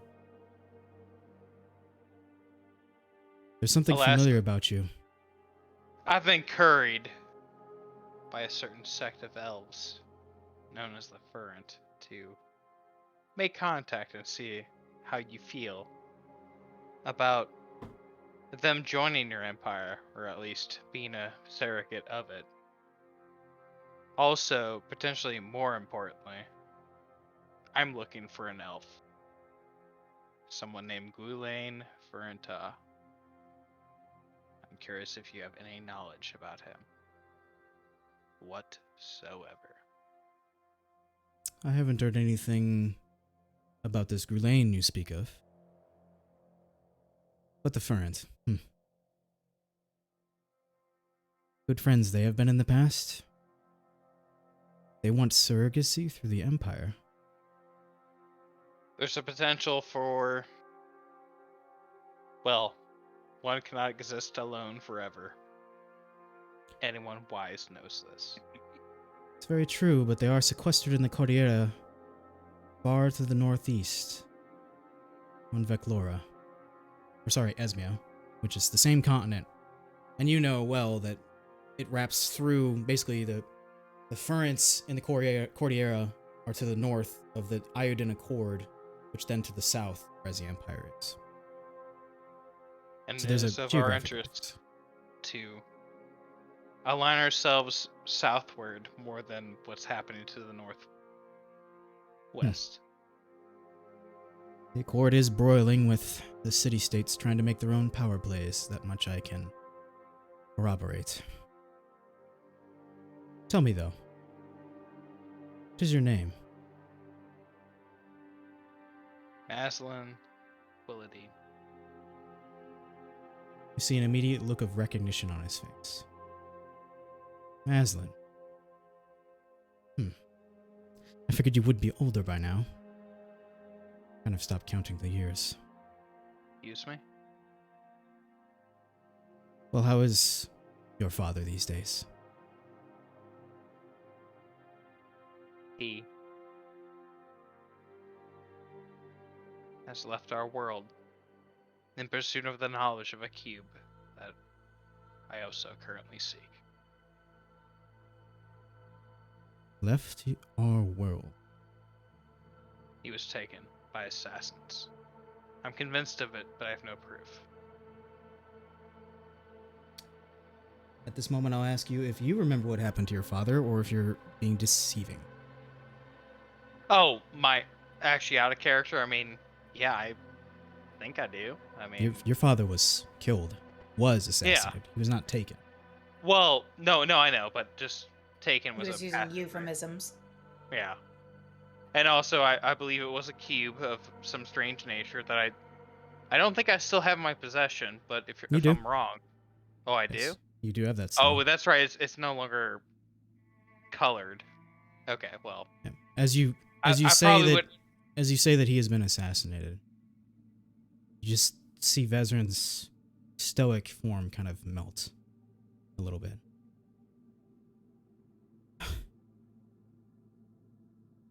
Are you sure? That's not... Ardent was far too capable to be killed by mere assassins. However, he was killed is by a motion of deception. He was perfectly comfortable the day before. We don't know how it happened, but alas, if you believe me, then you must know that there's a lot of people that are in danger. Are you positive you've never heard of this Wheeling Ferntalk? No, except for that he's your brother. Which that I'm aware of. Ardent spoke fondly of the both of you. I'm amazed that you're even aware of my lineage. I can't believe he's gone. Your Yes, father my and I father. traveled Many together months now. for a long time. Where in fact did you travel? What did you do? And are you aware of this cube and how it produced said cube? As you pull out the Zinar stone, there's another look of recognition on his face. Ah. I see it has lost the mythal tied to it. May I? As he reaches for it.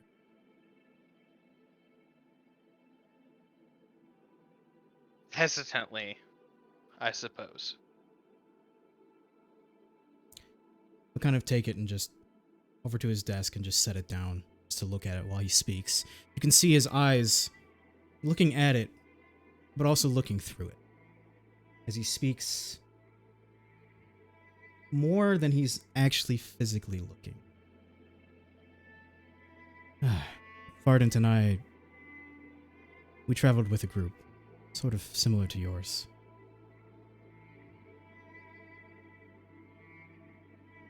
We called ourselves Skoman's Procession, but there was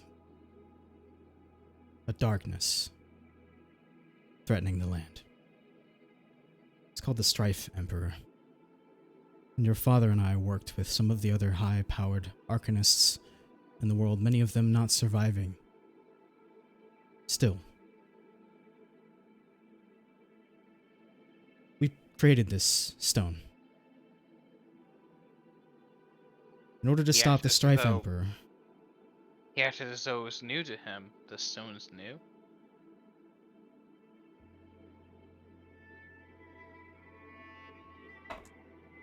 This is an insight check on Bezrin's part for what Vardan may have said to you. Or may not. Just so that you're aware. I don't know why he wouldn't have shared this information with you. Maybe he thought it was... Maybe he thought you were not ready for it.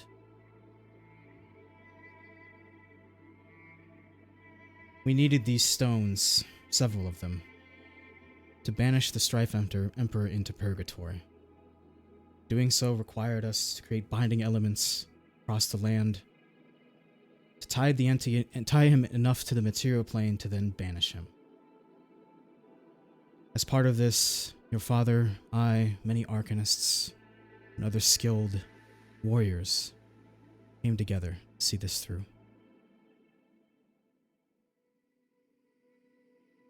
Then you know. You have to be perfectly aware that soon all of magic across the plane is going to be reset. You have to know that Yes. soon everything's going to change. Those stones were meant to delay something called the dissolution of Arcanum. As I see you're quite aware. Magic would have to be refounded were it to come to pass. But we had completed our task, and in the 97 years since, the arcane weave has not changed. I don't hold much stock in this disillusion except for we abated it. Perhaps for longer, to buy us more time. You understand that you're wasting time. It's going to come. My family believes it. I believe it. What I am aware of is whoever killed Vardant is after these stones. To deactivate them, to keep them,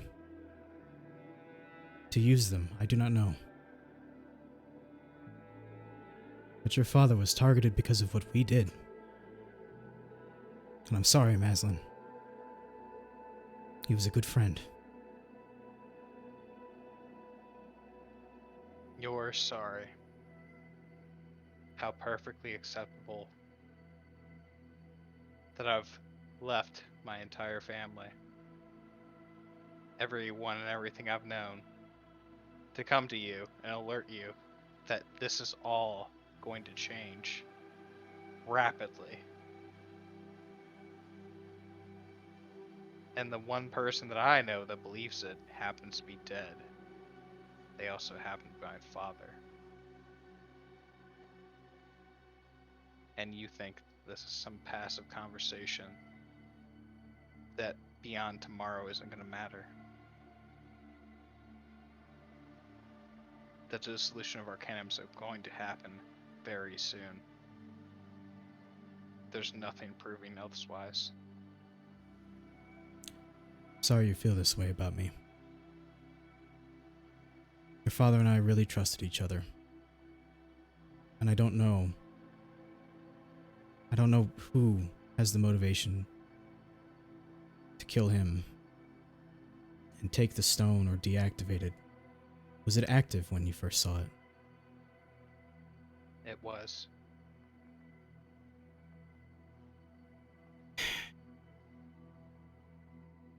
You watch as he inscribes a rune in the air and begins. I guess they got what they came for, huh? And he begins speaking to someone you do not see. For your sake, you know this. Well, you are aware that the sending spell exists. I think you even have it. I don't really remember. He casts I sending. don't have it, but I'm aware of it. Right. He casts sending.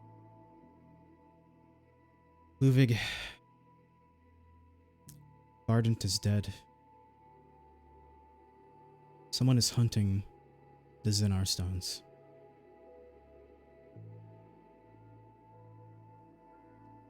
Be careful, and I'll let you know whatever I find out. That's My not apologies. good enough.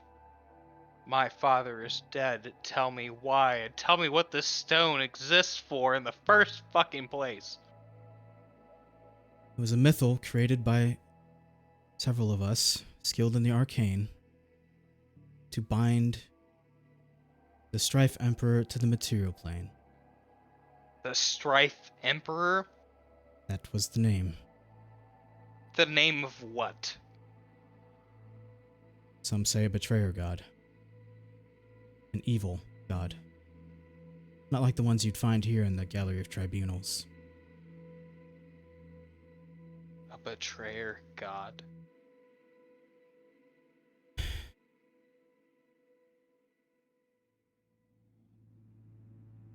I hate to be obvious, Maslin, but this means that we did not accomplish our tasks, your father and I. He seemed pretty sure of himself. And he was not the type to fail. Are you sure you did your job? I am sure that we did it together, and we both finished it.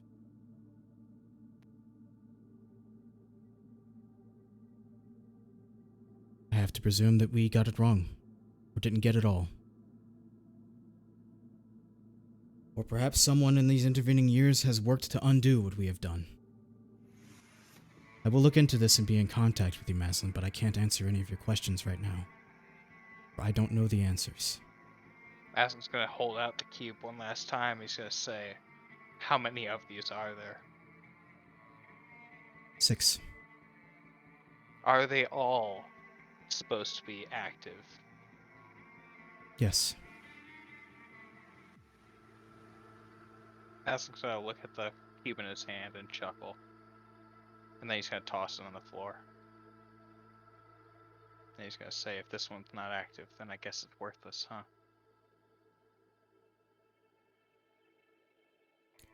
Without your father, it will be very hard to restore its ability. Well, why don't you keep it while I look for the reason why my father's dead?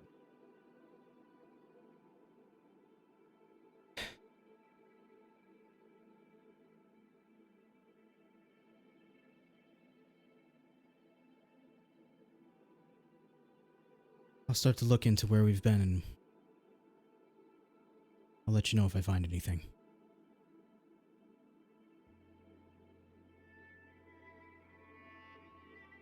I've come a long ways and I'm not done looking.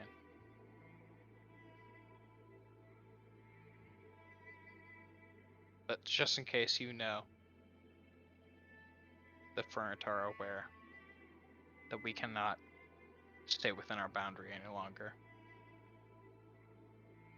Your father believed that too. And I think he was right.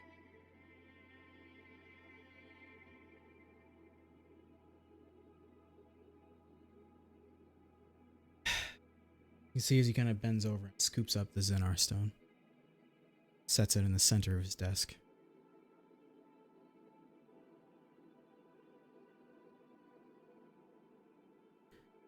I will keep you updated on everything that I can learn from those few of us that are left. The First few place- of you that are left. And who are you? Exactly. As I said, our group was named the Skoman's Procession, but it was 97 years ago. Not everyone is as long-lived as I. There is one other, Ludwig Kilbertson. Good friend of mine. Good cartographer as well. He's a gnome. That's why he's been alive for so long. He's getting up there in years, though. Many of the others were not elven. The whole lot of you sound like failures, in light of the fact that you were not still chasing whatever it was that got my father murdered. I'm gonna try to figure out what's causing the disillusion on my own. And your help is not needed, because obviously a lot of you don't see anything.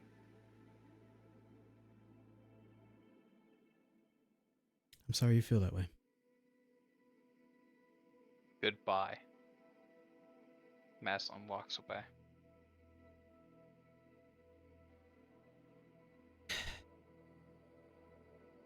The both of you see as Vezrin's visibly shaken by the news. Not something an insight check requires. Both of Varden's death and of the Zenar stones.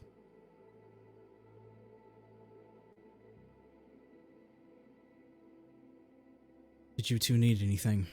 My apologies. I was not expecting the son of my friend to come walking in, much less with that news.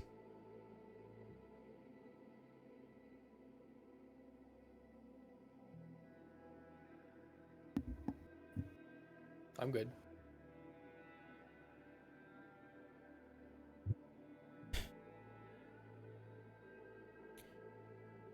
Well, I'm certain that the both of you will be... Well, Maslin will be hearing from me. Whether or not he chooses to listen. Well, I hope he does. I want to be of help, but... Caught off the back foot. He's right.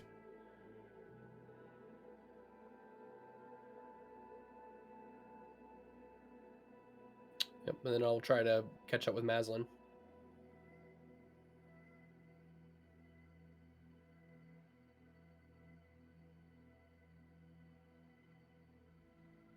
Okay.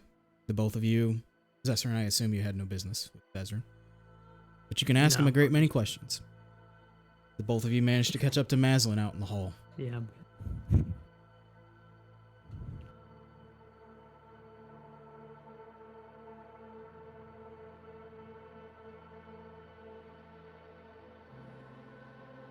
I don't care who comes with an earshot, but Maz is gonna say I'm looking for someone named Quillane Ferenta. He is my brother, and I will find him. Yeah, I believe in you. I'm sure you will.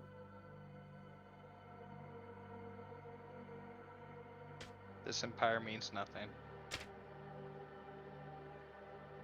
Neither does the fact that all of our mage assets will be reset soon. I will find Quillane Ferenta. He is my brother.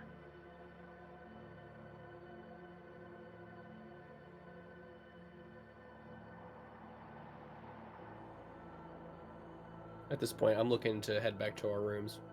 Okay. You are all able to decide on your own room configuration. There were rooms for both of you, or for you guys to be multiple in one room, or single by yourselves. It's up to you, however you'd like to be.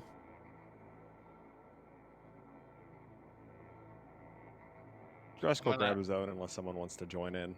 I'm gonna grab the closest rune to me and cast Chromatic Orb with acid 5 times. Okay. What in the room are you targeting? I'm joking. Oh. I'm sorry. I'm a bad player. No? Chromatic Orb I with should have acid, I should have maybe have led you better in that conversation and reminding you that you do have the 3 letters. One from the hobgoblin that you faced in the Bellow Range first. Well, and I know he didn't reach his location, yes. Right. I didn't know that. The 2 from Agents of the Cloak Serpent that talked about a Ferent agent. My apologies. My mind completely skipped those. I thought I was still acting pretty in character, actually. No, you were fine. You were 100% fine. And Nothing wrong with your RP there. For the record, I once more didn't think that Vesserum was going to have any actual positive input, basically. I sort of assumed he was not going to be a helpful character for me in my personal vendettas. Unless there's something in those letters that I'm misremembering. Just that the Cloaked Serpent agents also spoke of a Ferent agent that had been captured. And you're aware that your brother had been captured at one point, so you know that it's connected somehow. But he didn't know jack shit about him, so fuck him. No. That's part of it. Vesserum means nothing to me at this point. You got the, I will say, you got, with all of your guys' passive insight, you got the easy sense that the Empire had no idea the Cloaked Serpent was back in play. They thought they were vanquished, same as Gardek.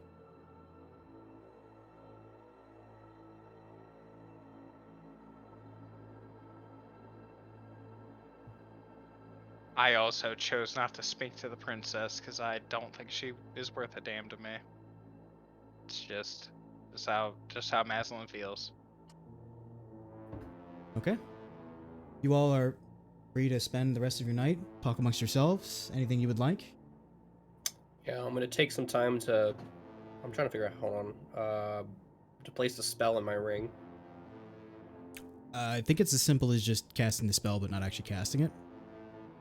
Sure. Okay. So I that have a won't take time. concern about this ring I got as well. What is your concern? So it buffs my AC, but apparently my what was it? And I've been sitting here like trying to research this. Auto saving throws as well? Well, I also have Cloak of Nature's Ward, Yes. and apparently if I have this equipped, I cannot take a benefit from any other armor bonuses to my AC That's true. When you activate the cloak. Yep. when I activate it. Yeah, Oh, yeah. okay. So like without the cloak active, your AC should be whatever's on the sheet, but when you activate the cloak, which lasts for 1 hour, it'll just be a default of 16. Oh, okay. I thought they'd like gonna do some weird and negate each other or some. Okay, cool. I was concerned. Are you I have trying a- too hard to play a game? Having a Yeah, having absolutely trying too saying that hard. you have a concern is a great way to start that. I was like, what? I was like, what is going on? Well, I just think they cleared up. But I guess I need to attune to the ring of protection. So Yep.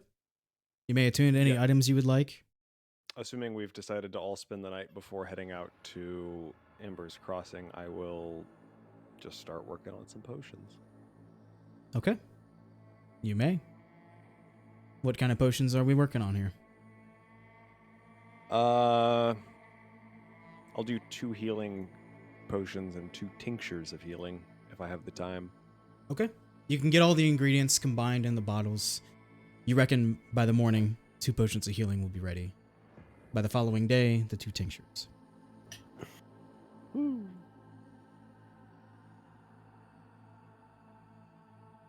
need to attune to my staff No. thingy.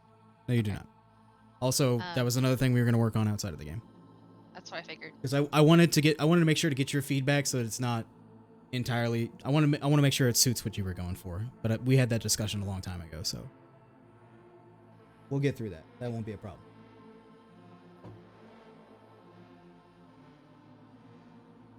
And I think probably Gardak would try and go back in and talk about the defectors that we encountered, like strategically what he had witnessed. To whomst?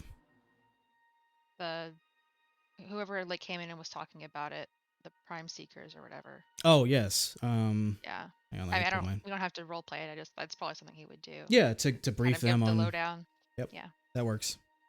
He takes it in stride. Let me pull back this.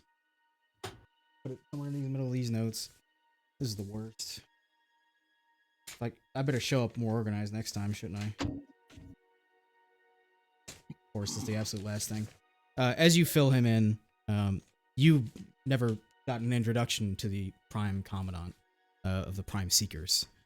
But Kun Dune, a half-elf Eladrin female, they take your advice in stride and appreciate it. I'm going to bed. I'm tired. I'm old. These dang kids. Same. For real. Geriatric up in here. Yep. All of you finding the quiet of rest. You were able to complete a long rest.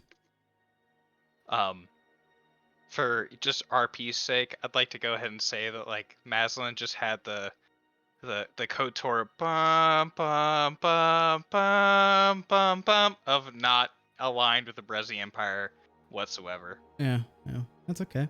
He's not having it. The Breszi Empire is He's gonna caught ban on his Rages Against the Machines.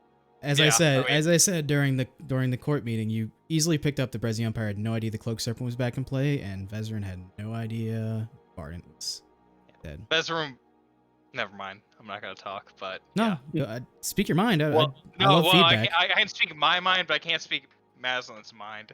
However, Oh. I will say that Maslin's alignment is not in the Bresci Empire's court. That's for sure. That's fair. Fuck They 'em. were never intended to be the be all. Yeah, well, yeah, they're not winning in my favor. Okay. I assume you all wake. You're able to seek out a breakfast in the spire here. Drusk, yes, there are meats.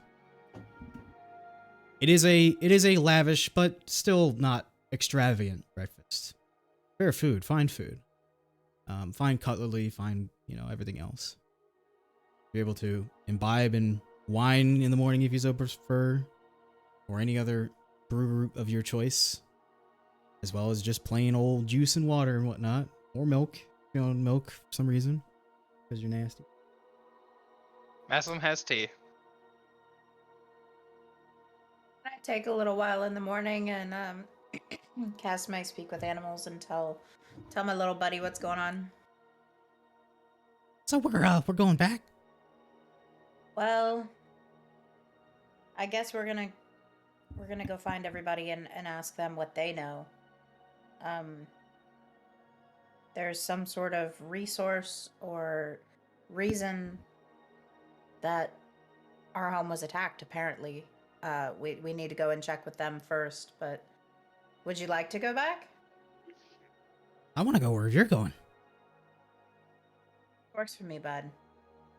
But if people Do you need know fucking up, anything? let's fuck them up. Yeah, we're gonna fuck them up. We're gonna fuck them up, buddy. Don't you worry. Do you know anything about the land? About where we were before? That could have been Well, useful to anyone? I wasn't really always part of your... Kind of found me, put me in. Right, I just, didn't know if you've heard. What are you talking about? Like, what do you mean if I know... Happens to know everything that's ever been known. Look, I mean, like... To be fair, just so you know, Rox, he doesn't outright understand common when you're not using speak with animals. So he's behind on knowledge. He doesn't know anything of what just happened in the courtroom or nothing. No, I that's what I'm saying is I would explain to him what's going on and why we might have to go back. That's all. So they're thinking something's under the ground? That's what they said. I don't understand why, but I guess we're gonna learn. See him kind of like raccoon kind of just sits back on its haunches. Kind of like a little bit of a belly poking out as he just kind of like is slumped. Looking at the ground thinking.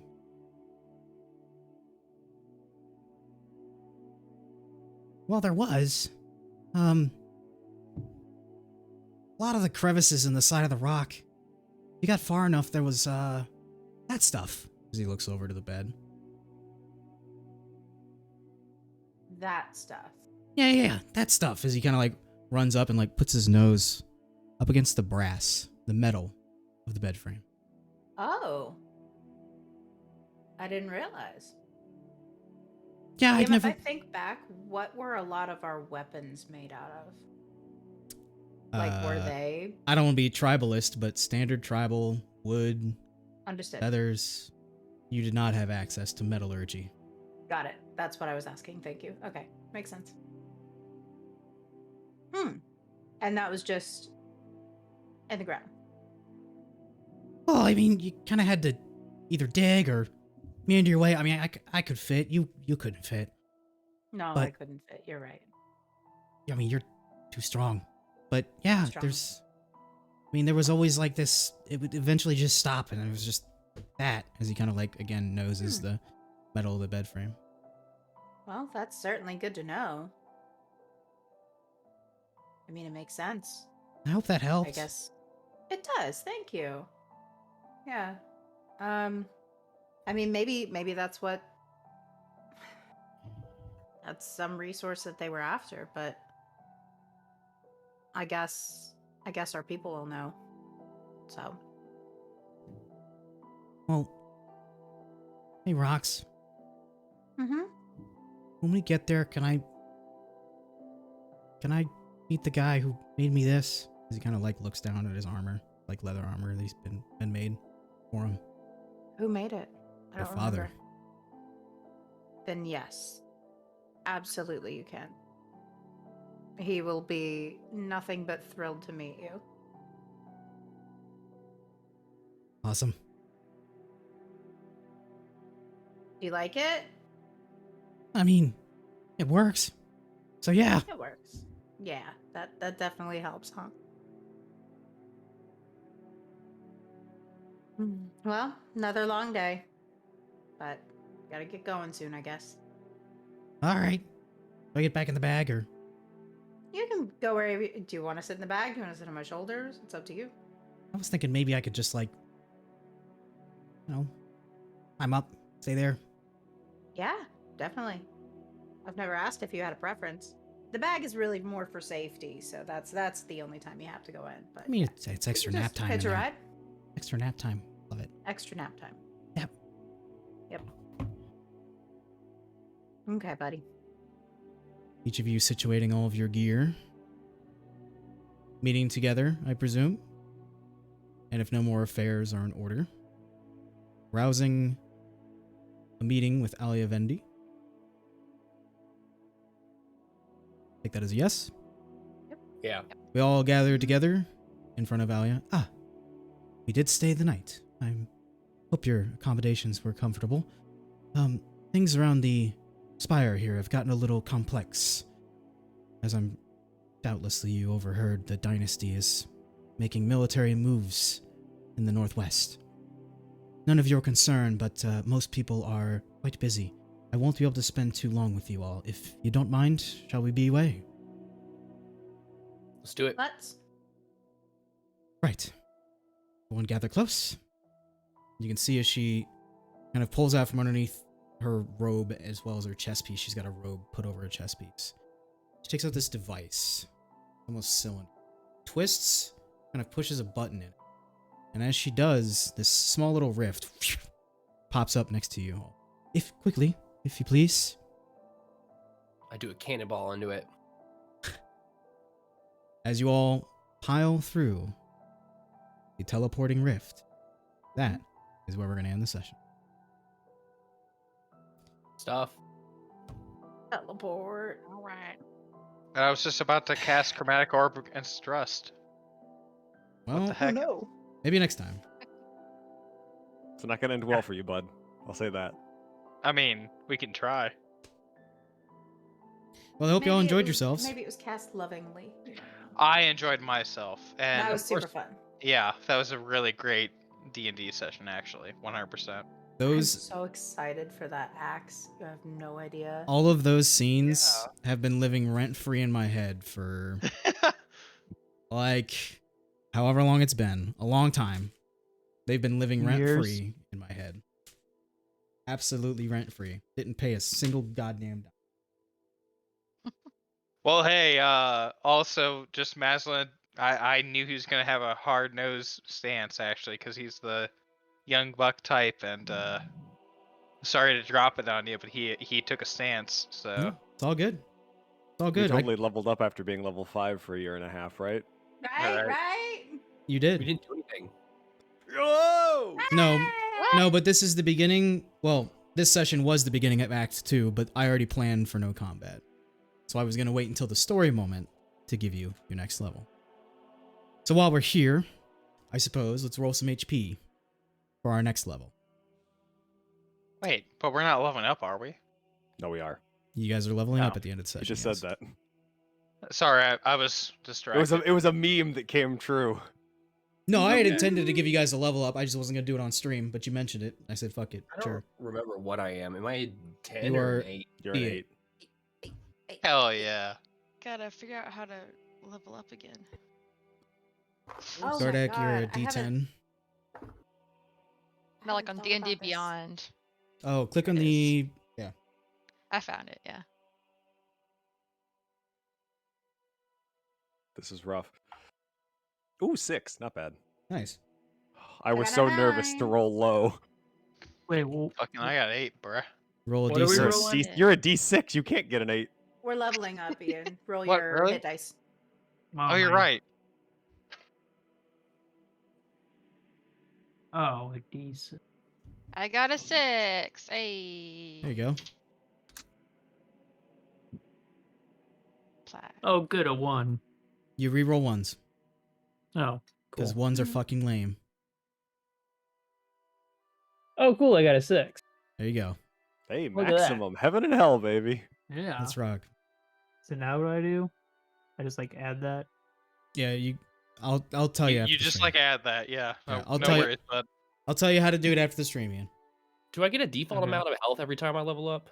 You get your Constitution con mod. modifier. Yeah, you're Oh, con. okay, got it. That's what it was. All right, Yeah. that makes sense. All right, is everybody all situated on their, at least knowing their HP? I'll have to help you in a sec, Ian. All right, well, with that, I mean, thanks for joining me, guys. That was Thank good. you. That was awesome. No, thank you for running D&D. See y'all Been craving in, it for a fucking hot second. Let's see y'all play in again. 2 This weeks, is question mark, as per usual. Back to it. fucking better. Yep. Back to it. Yeah, I mean, guys, let me know in the chat if we got any disruptions, but I'll shoot for that. Gonna have to work with Caroline offline about her weapon, or Gardak, I should say, offline about the weapon. But that's that. That's that from us. So excited. Yeehaw. Okay.